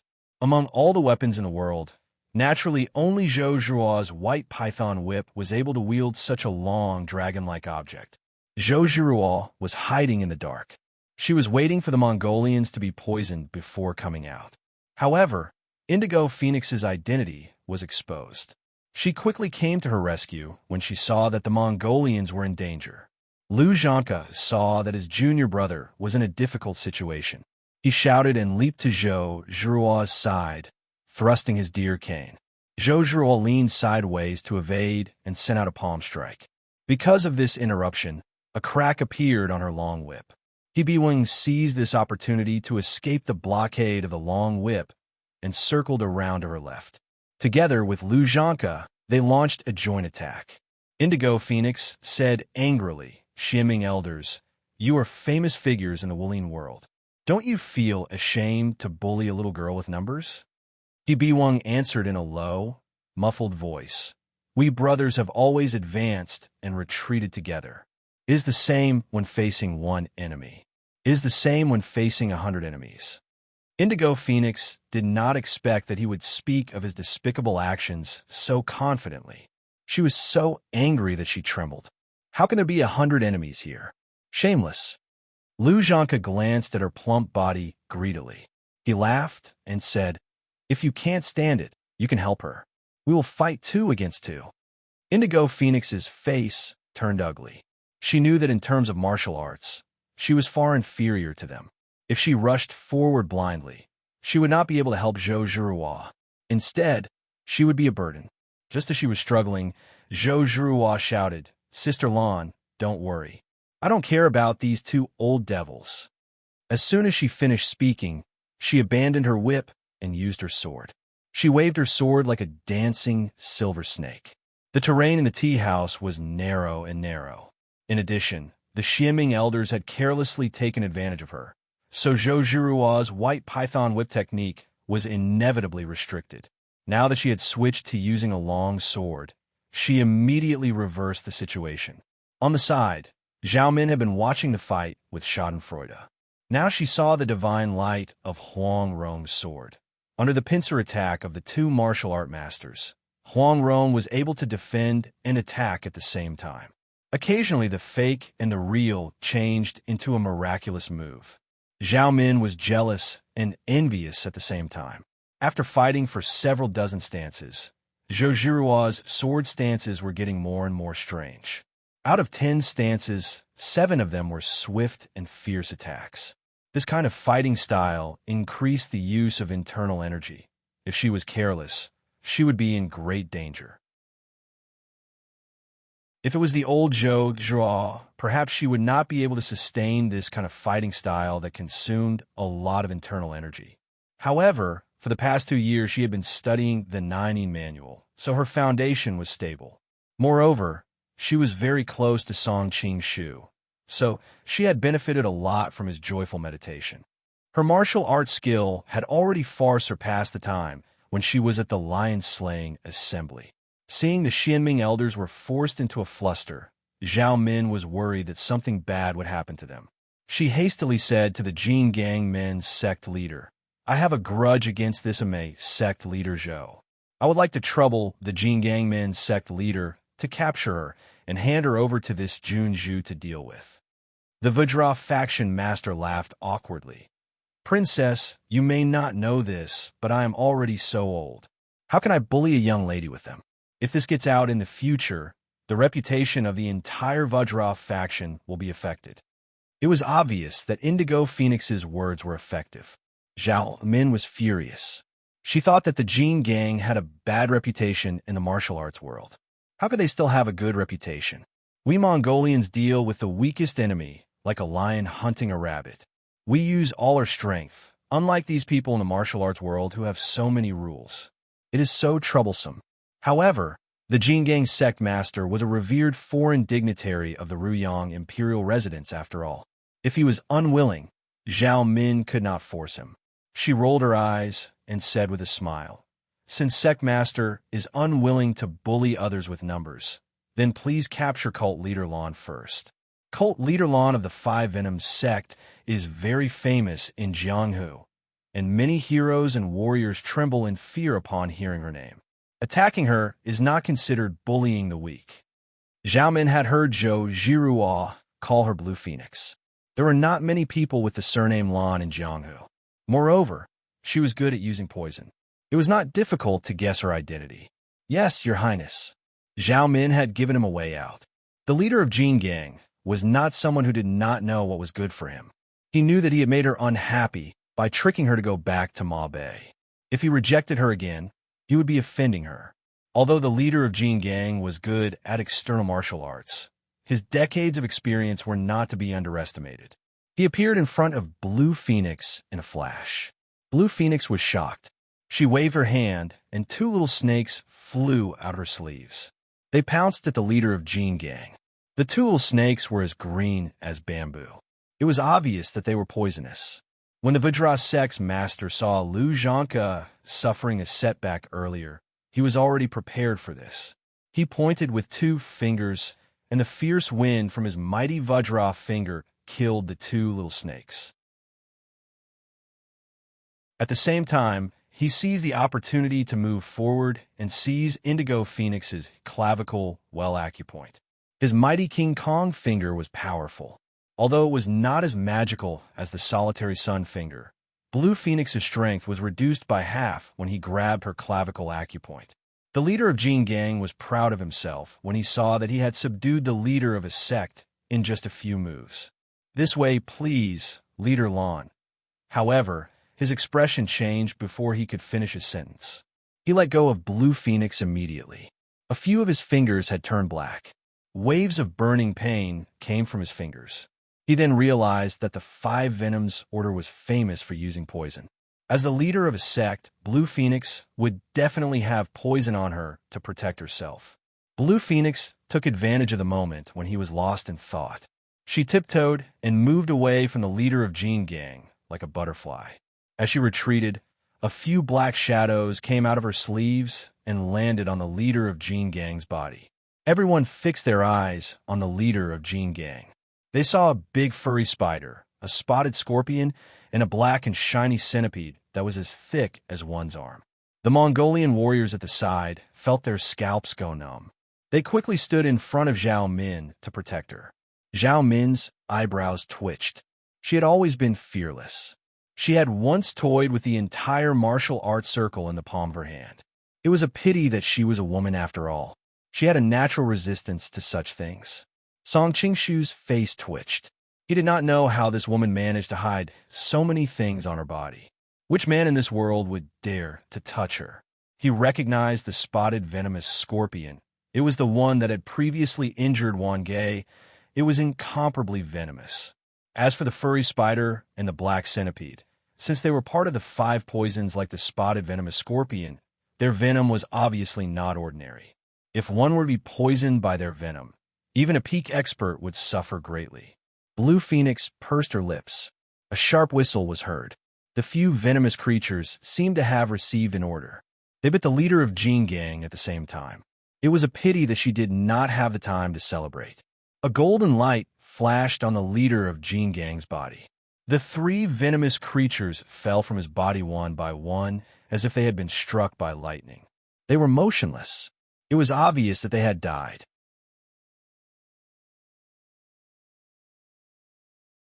Chapter 1192. Song Qing-shu sighed inwardly. The Vajra faction master's Vajra, indestructible divine skill, could not even be penetrated by knives and spears, let alone the mouths of these animals. Song Qing-shu saw that the Vajra faction master was about to use his Vajra finger to grab the indigo phoenix's fair neck. Song Qing-shu did not dare to ignore him anymore. His hand that was hidden in his sleeve flicked, and 2 sword auras shot toward the back of the Vajra faction master's head. The Vajra faction master was about to catch the indigo phoenix when he suddenly sensed something. He quickly dodged to the side. Although he had the Vajra indestructible divine skill, the back of the head was one of the weakest parts of the human body. How could he be so reckless as to test the skill? The 2 sword auras hit a pillar at the side, and a pile of sawdust exploded, forming 2 deep holes. The Vajra faction master's pupil shrank. He stopped chasing the indigo phoenix and looked around vigilantly. Which expert is hiding in the dark? Please come out and meet me. Ha ha, faction master, you really have sharp ears and eyes. I've just arrived, and you've already discovered me. A bold and unconstrained voice rang out. Everyone turned around and saw a tall foreign elder with slightly curled hair walk out from the forest to the side. I was wondering who it was. So it's Mr. Ouyang from the White Camel Villa. The Vajra faction master cupped his hands, and his expression became more serious. Although he wasn't afraid of Western poison, there weren't many people in the world who were willing to provoke such an enemy. Song Qing-shu secretly heaved a sigh of relief. Fortunately, Ouyang Feng arrived in time to prevent his identity from being exposed. His identity was very important. If the news of him pretending to be Jia Baoyu was leaked, it would cause a huge uproar. Unfortunately, Song Qing-shu was not a ruthless person. He could not kill so many people to keep them quiet, especially when Zhao Min was among them. Since our last meeting at the inn, Faction Master is still as elegant as ever. You forced a young lady to be helpless in just a few moves. Ouyang Feng seemed to be praising the Vajra Faction Master, but his tone was full of sarcasm. He was secretly mocking the Vajra Faction Master for bullying the weak. The Vajra Faction Master's face darkened. Although he knew how to respect his identity, he was not as serious as Ouyang Feng. He did not respond to the Vajra Faction Master and asked, "Mr. Ouyang, you are not related to them. Why are you here?" Ouyang Feng smiled faintly. "Sect Master, have you forgotten what my nickname is? Wester Poison?" The Titanium Sect Master frowned slightly, as he was momentarily confused. Ouyang Feng looked at the Indigo Phoenix. "Other than martial arts, I'm also very interested in poisons. This young lady from the Five Venom Sect is quite skilled in using poison, and I admire her very much. Naturally, I can't sit by and watch her get bullied." The Indigo Phoenix was already 27 or 28 years old. She was no longer a young lady. However, Ouyang Feng and the Guardian Metal Sect Master were more than 10 years old. It was not wrong to call her a young lady. The Titanium Sect Master's face darkened. "It seems like Mr. Ouyang is determined to make things difficult for us." Ouyang Feng laughed and said, "Last time at the inn, I did not have the chance to experience Sect Leader's Vajra unbreakable divine skill. Today I must experience it." The Vajra Sect Master snorted and did not reply. However, a layer of golden chi gradually appeared around his body. It was obvious that he had activated his indestructible Vajra body. Ouyang Feng did not dare to be careless. He bent his legs slightly and began to circulate the toting technique, waiting for an opportunity to move. Seeing that the two masters were about to fight, Zhao Min suddenly stood up and said, "Wait, Mr. Ouyang is here for him." She pointed her slender finger at Song Qing-shu, who was sitting at the table next to them. Zhao Min was very smart. There was no way she would believe that someone like West Poison would fight a master of the same level for an indigo phoenix that he had just met. After thinking about it, she realized that only Jia Shidao's son would be attractive enough. Ouyang Feng was startled and said with a double meaning, "Yes, I did come here because of him. Then you don't have to fight anymore. I will hand him over to Mr. Ouyang," Zhao Min said. "Mr. Liu, Mr. He, come back." Liu Zhangke and He Biwing forced Zhou Zhuhua back with a few moves. They took the opportunity to jump out of the fighting circle and return to Zhao Min. Zhou Zhuhua frowned because of what Zhao Min had said, but she did not chase after them. Not to mention Ouyang Feng and the others. Even Song Qing-shu was confused. Although Ouyang Feng had joined the fray, Zhao Min also had many experts under her command, and she also had the advantage in numbers. Why would she surrender? However, he reacted quickly. In order to not expose himself, he immediately mimicked Jia Baoyu's attitude and shouted, "Princess, I am going to the Mongolians. How can you hand me over to them?" Who would have thought that Zhao Min did not even bother to look at him? She turned to Ouyang Feng and Zhou Zhuhua and said, "Gentlemen, please help yourselves." Finished speaking, she ordered her subordinates to fetch the horses, leaving Song Qing-shu alone at the table. Song Qing-shu was just putting on a show. It was impossible for him to hug the Mongolian horse's leg and beg like Jia Baoyu. The Mongolians saw him sitting there with his mouth agape. They thought he was scared out of his wits, and no one suspected anything. The atmosphere was very strange. A moment ago, they were at daggers drawn, but in the next moment, they had all quieted down. Zhou Zhuhua and Ouyang Feng stepped aside to let the Mongolians leave. After mounting the horse, Zhao Min suddenly pulled the reins. She turned her head to look at Zhou Zhuhua and asked, "Is Song Qing-shu dead or alive?" Zhou Zhuhua cast a sidelong glance at Song Qing-shu. She snorted coldly and said, "What does it have to do with you whether he is dead or alive?" Zhao Min stared at her face. Zhou Zhuhua's expression became unnatural. "What are you looking at?" she asked. "I haven't seen you for a while. You seem to have gotten prettier." Zhao Min suddenly said. Zhou Zhuhua didn't know what she was thinking. She snorted and said, "You're not bad yourself. You still have a foxy face." Zhao Min didn't get angry. Instead, she smiled and said, "I don't need you to answer my question. I don't see any signs of concern for Song Qing-shu on you. Either you've fallen in love with someone else, or you already know that he is safe. That bastard is really lucky." Her last sentence was filled with coquettishness. A trace of displeasure appeared on Zhou Zhuhua's face. Just as she was about to say something, Zhao Min interrupted her and said, "Zhou Zhuhua, we'll meet again someday. Oh, that's right. Next time you see Song Qing-shu, remember to remind him not to forget our agreement. I've been waiting for him." Finished speaking, she spurred her horse's belly and galloped away, leaving behind a string of silvery, bell-like laughter.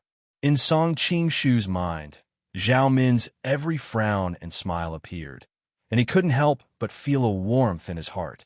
Suddenly, he felt a sharp gaze, and when he turned his head to look, he saw Zhou Zhuhua staring at him with a cold expression.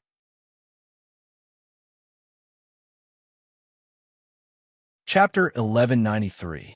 After the Mongolians had walked for a while, the Jingang sect's master could no longer restrain himself and said, "Your Highness, although Ouyang Feng has a great reputation, I'm not afraid of him. The Vajra indestructible divine skill is enough to make me invincible. Why did you suddenly retreat?" The Xianming elders also said, "That's right, Your Highness. We have the advantage in numbers while they only have 3 people. They may not be united." Zhao Min angrily rolled her eyes at them and said, "You two still have the nerve to say that? 2 against 1 Zhou Zhuhua, yet she still has the upper hand." Liu Zhangke hurriedly said, Your Highness, on the surface it looks like Zhou Zhuruo has the upper hand, but that's just our strategy. Her fighting style consumes a lot of internal energy. As long as we guard the door and wait for her to run out of Jinqi, we'll be able to win. Xiaomin was not so easy to fool. She snorted and said, "You've been fighting for so long. Has Zhou Zhiruo shown any signs of running out of Jinqi?" Lu Zhanke smiled embarrassedly and said no. He Wang, who was standing to the side, was much more straightforward. He could not help but say, "I don't know what happened, but Zhou Zhiruo's martial arts have improved by leaps and bounds. She clearly wasn't this good at the lion-slaying assembly." A wretched smile immediately appeared on Lu Zhanke's face. It must be Song Qingshu's doing. It's normal for them to talk about martial arts after they're done being intimate with each other. Thinking of those scenes, Zhao Min felt uncomfortable and her face turned cold. "Shut up." The Xianming elders looked at each other in dismay. They did not know how they had offended her, so they could only remain silent. Zhao Min did not want to think about this problem anymore. She said to the Jin Gang's sex master, "It's not that I don't have confidence in you. I retreated because I have other plans." "I'd like to hear the details," the Titanium sect master asked curiously. Now that they knew that Prince Riyong was fine, there was no need to rush. Zhao Min thought that she had nothing to do anyway, so she explained to them, "Although we have more people, Ouyang Feng and Zhou Zhuo are highly skilled in martial arts. In addition, Ouyang Feng and Indigo Phoenix are experts in using poison. Even if we win, we will suffer heavy losses. Jia Baoyu is not worth the risk. Why don't we just give her to them and let them fight it out?" The master of the Vajra faction frowned and said, "But Jia Baoyu is the son of Jia Sherdao, and he was given to us by the Southern Song dynasty. If we lose him like this, I'm afraid we won't be able to explain ourselves in the future." Zhao Min snorted. "Why should we, the Mongolian Empire, give an explanation to a weak Song? Just tell them that it was the Jin Kingdom who kidnapped Jia Baoyu. That way, we can sow discord between the Jin Kingdom and the Song Kingdom and reignite the flames of war between them." The Titanium sect master and the Xianming elders suddenly came to a realization. They gave her a thumbs up and said, "Princess, you are wise." Zhao Min smiled. She was in a good mood after knowing that her father was fine and that Song Qingshu was safe. She shook the reins and urged the horse to gallop away. In the tea house, Zhou Zhuo walked to Song Qingshu with a faint smile. She imitated the tone that Zhao Min used before she left. "Don't forget the promise between us. I've been waiting for her. What promise did you make with her?" Zhou Zhiruo's impersonation was perfect. Song Qingshu felt a headache coming on. He looked to the side subconsciously and saw Indigo Phoenix pursing her lips and smiling.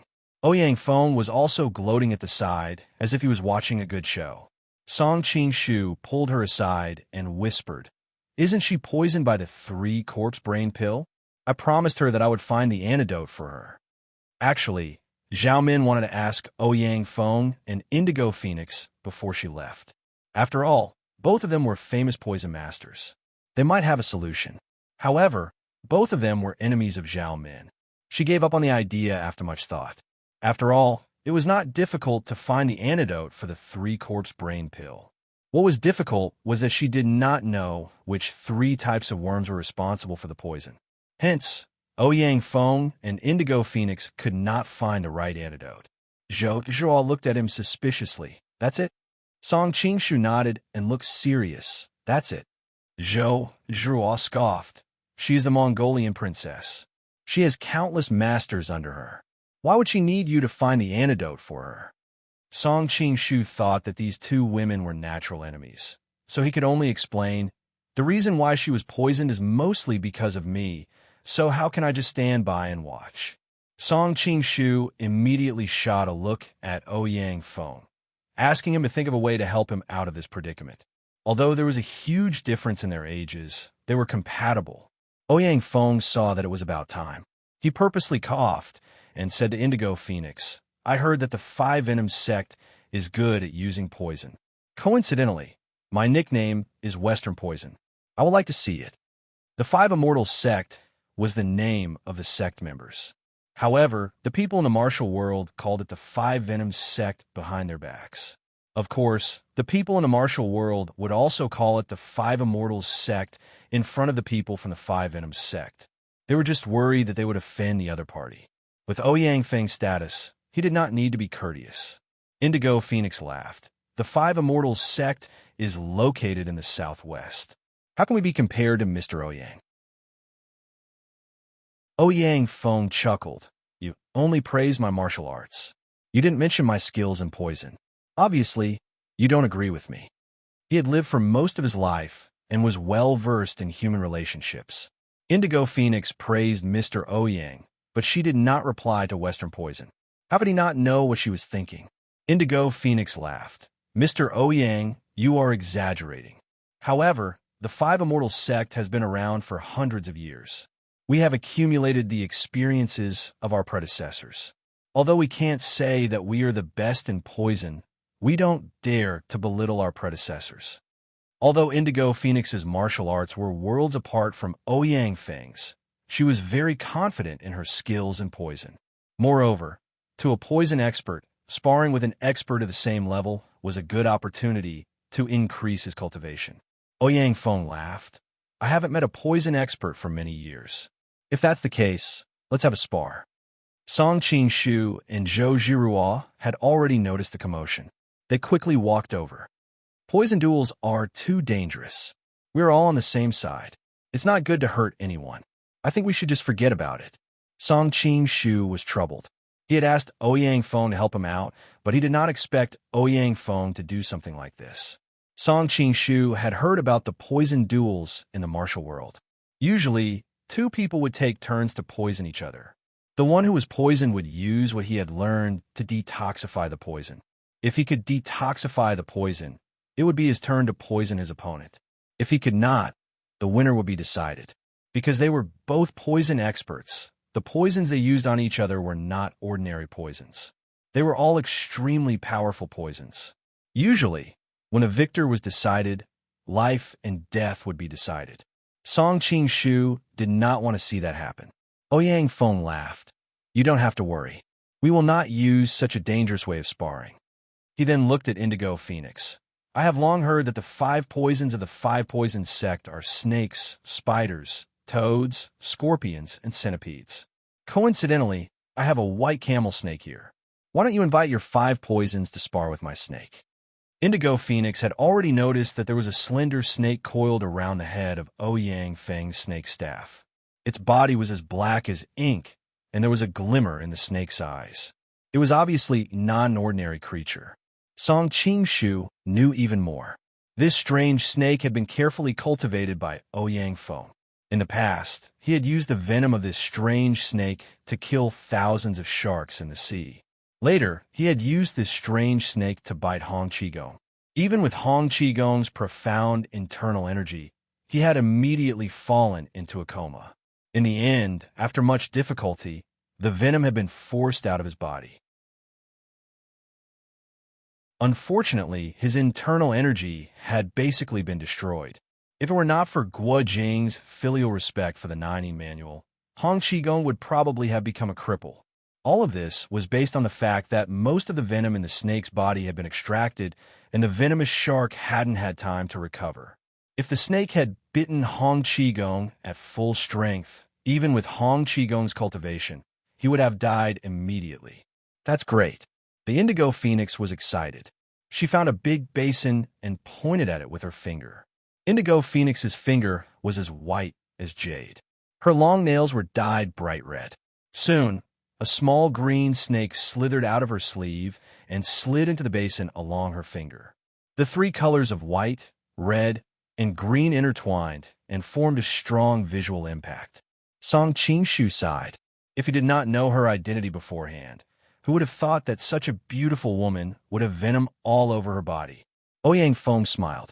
Unless you have all five venoms, I'm afraid you are no match for my snake. Then, I shall take advantage of you. Indigo Phoenix nodded. It was obvious that she agreed with him. Then, she released the hairy spider, the spotted scorpion, the red-backed toad, and the 100-legged black centipede. Zhou Zhuhua sucked in a breath of cold air when she saw this. She quickly turned her face away and buried herself in Song Qingshu's embrace. She didn't dare to look again, causing Song Qingshu to burst out laughing. As soon as the 5 venomous insects were released, they occupied a few corners of the basin. They looked at each other cautiously. Ouyang Feng smiled. If I don't put the snake in, I'm afraid they will fight each other. He did not want to take advantage of them. Hence, he put the snake in the middle of the basin. The 5 venomous insects were at each other's throats. However, as soon as the snake entered the basin, the 5 venomous insects trembled and took a step back. The indigo phoenix frowned and blew a strange whistle from her red lips. The 5 poisons gradually calmed down. After all, they were elites trained by the 5 poisons order. Although they were a little afraid of the strange snake in the middle, they had the advantage in numbers. Gradually, they revealed their ferocious side. Under the command of the indigo phoenix, they gradually moved towards the direction of the strange snake. Ouyang Feng also took out a short bone flute and played a strange flute sound. After the white camel snake heard the flute sound, it coiled its body and slightly swayed its head from side to side. It was like a martial arts master who was accumulating power and waiting to attack. Zhou Zhuhua hid in his embrace and did not dare to look. Song Qingshu, on the other hand, was amazed. He did not expect the 2 of them to be able to control these venomous creatures that acted according to their instincts. It was amazing. Just as the battle in the basin was about to start, there was the sound of horses galloping from afar. Song Qingshu and Ouyang Feng were very skilled. They could tell that these people were coming from different directions. They surrounded them in the middle. It was obvious that they did not come with good intentions.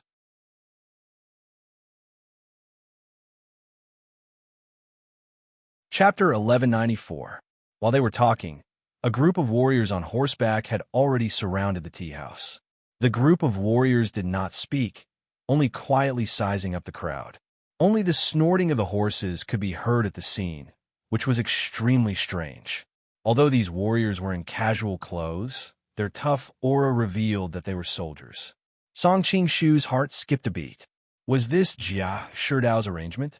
He dared to go against the world and secretly mobilize an army to kidnap people. How audacious! There were about 500 warriors in that group. Although 500 wasn't much on the battlefield, when dealing with lone Jianghu people, 500 people as a black mass was very oppressive. Moreover, the warriors were all cavalry. The Song dynasty had always been short of horses, so cavalry had always been scarce. Back then, Nong Zhigao's rebellion swept through Guangxi and Guangdong. He had tens of thousands of troops under his command, which shocked the entire court. Di Qing, who was fighting against Xixia, was sent to the south to quell the rebellion. Facing such a large-scale rebellion, Di Qing's army only had 500 cavalrymen. There were actually 500 cavalrymen in this bare mountain. It was a shocking move. Gentlemen, where are you going? Among the crowd, Song Qingshu was deep in thought. Ouyang Feng couldn't be bothered with them. Zhou Zhuhua wasn't used to dealing with so many men. Indigo Phoenix stepped forward and asked. The first knight looked at her curvy body greedily, but he didn't answer. Instead, he said to his companion, "Why does it seem like there's something wrong with a number of people?" "The Mongolians are gone," the other knight said. "Boss, what should we do?" The knight in the middle was obviously the leader. He said coldly, "Follow the plan." The first knight looked at Indigo Phoenix and Zhou Zhuhua. He lowered his voice and said, "These 2 ladies are so beautiful. It would be a waste to kill them. Why don't we?" Although he lowered his voice, Song Qingshu and the others were all masters. Their faces were as cold as ice when they heard him. The leader of the cavalrymen lifted his head to look at Zhou Zhuhua and Indigo Phoenix. He couldn't help but feel amazed.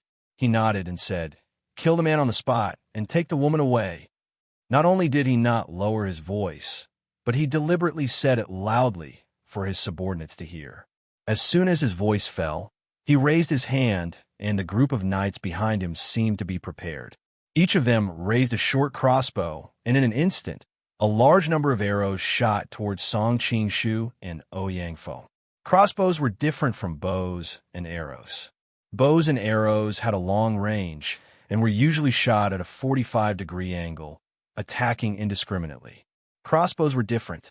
Compared to bows and arrows, their range was much shorter. However, be it accuracy or speed, they were far superior to bows and arrows. Even in the hands of a child, this thing could easily kill a well-trained soldier. Therefore, crossbows had always been strictly controlled by the imperial court. Moreover, the craftsmanship of crossbows was complicated and its cost was high. It wasn't as easy to mass-produce as bows and arrows. Usually, only some special troops were equipped with them.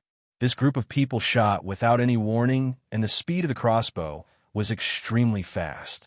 If it was an ordinary martial arts expert, he might have been shot into a porcupine before he could even react. However, these few people were the best of the best.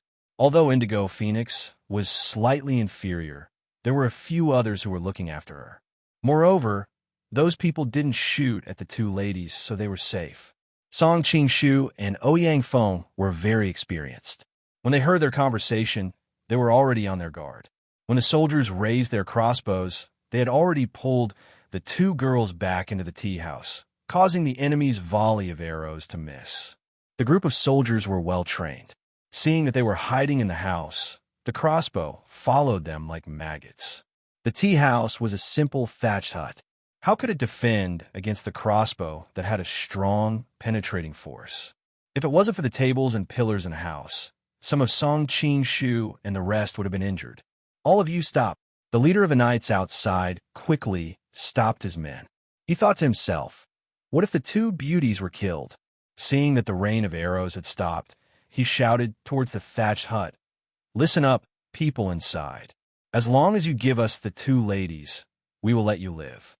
Although he said that, there was a cruel smile on his face. If the other party was obedient and gave them the ladies, he wouldn't let them live. Song Qingshu's face turned cold. I'll go out and take care of them. In the past, he was a ruthless person who could fend off the rain of arrows with just a wooden sword. If he wasn't worried about Zhou, Zhuo, and Indigo Phoenix getting hurt, he would have done it outside. Now that they had a barrier in the house, he had nothing to worry about. Ouyang Feng shook his head.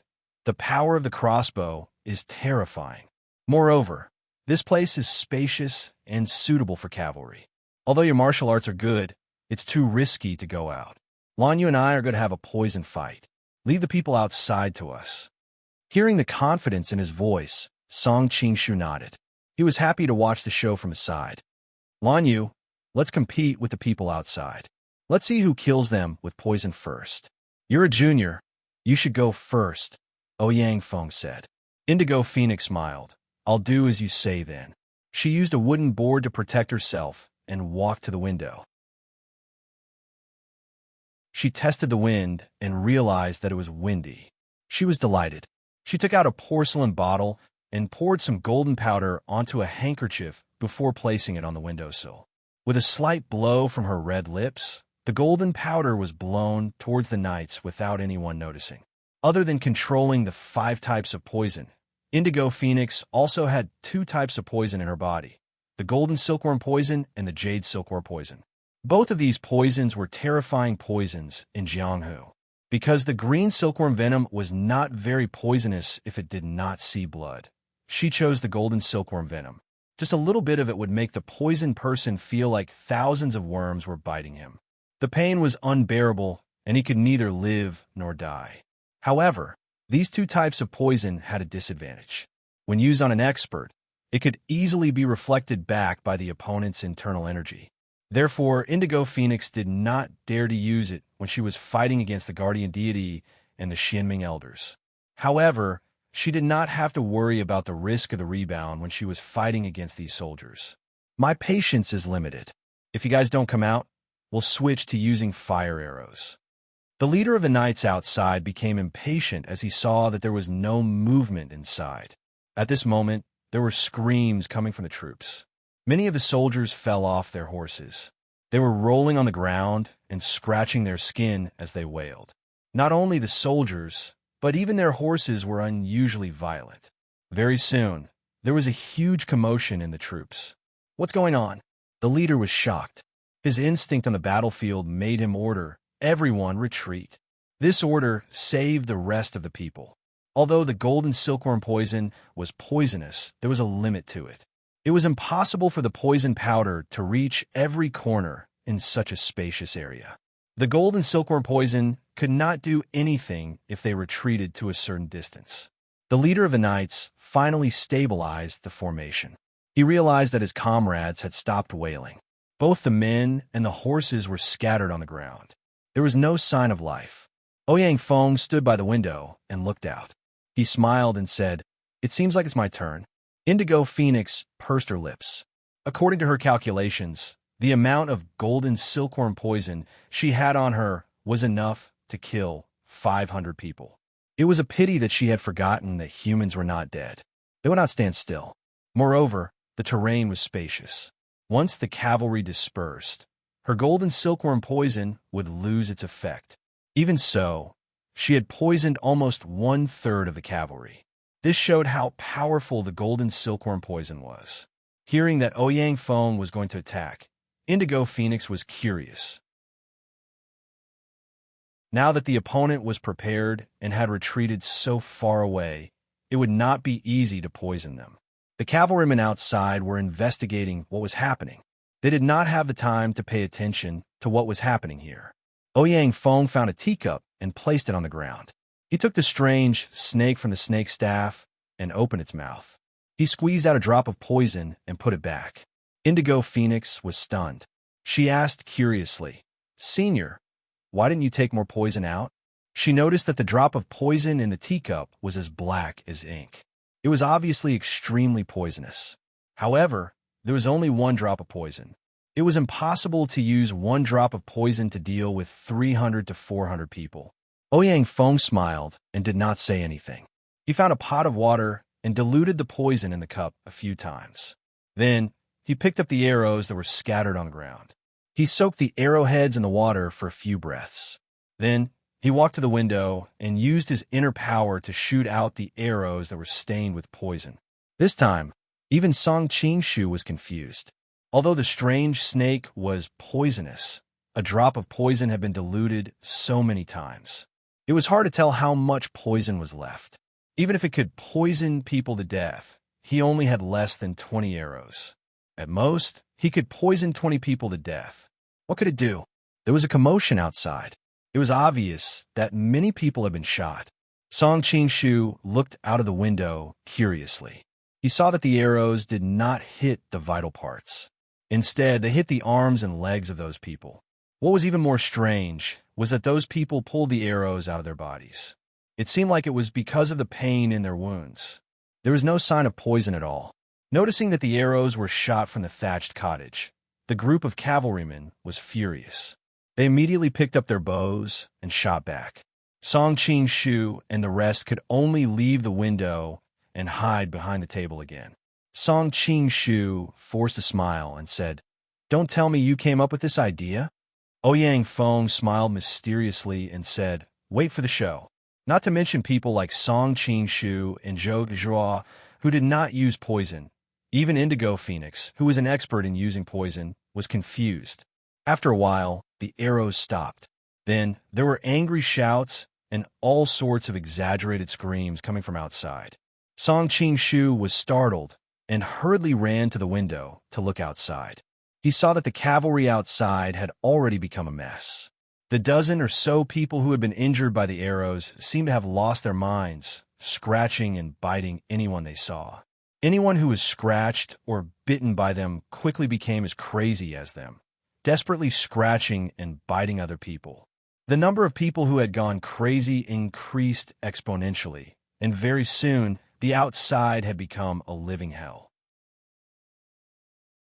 Zhou Zhuo took a few glances and buried her body in Song Qingshu's arms. Song Qingshu's eyebrows were twitching. The scene outside was too tragic. It was like Resident Evil. You're tuning into the Warrior Lore YouTube channel. Don't forget to subscribe and join us on this journey to catch the most captivating stories.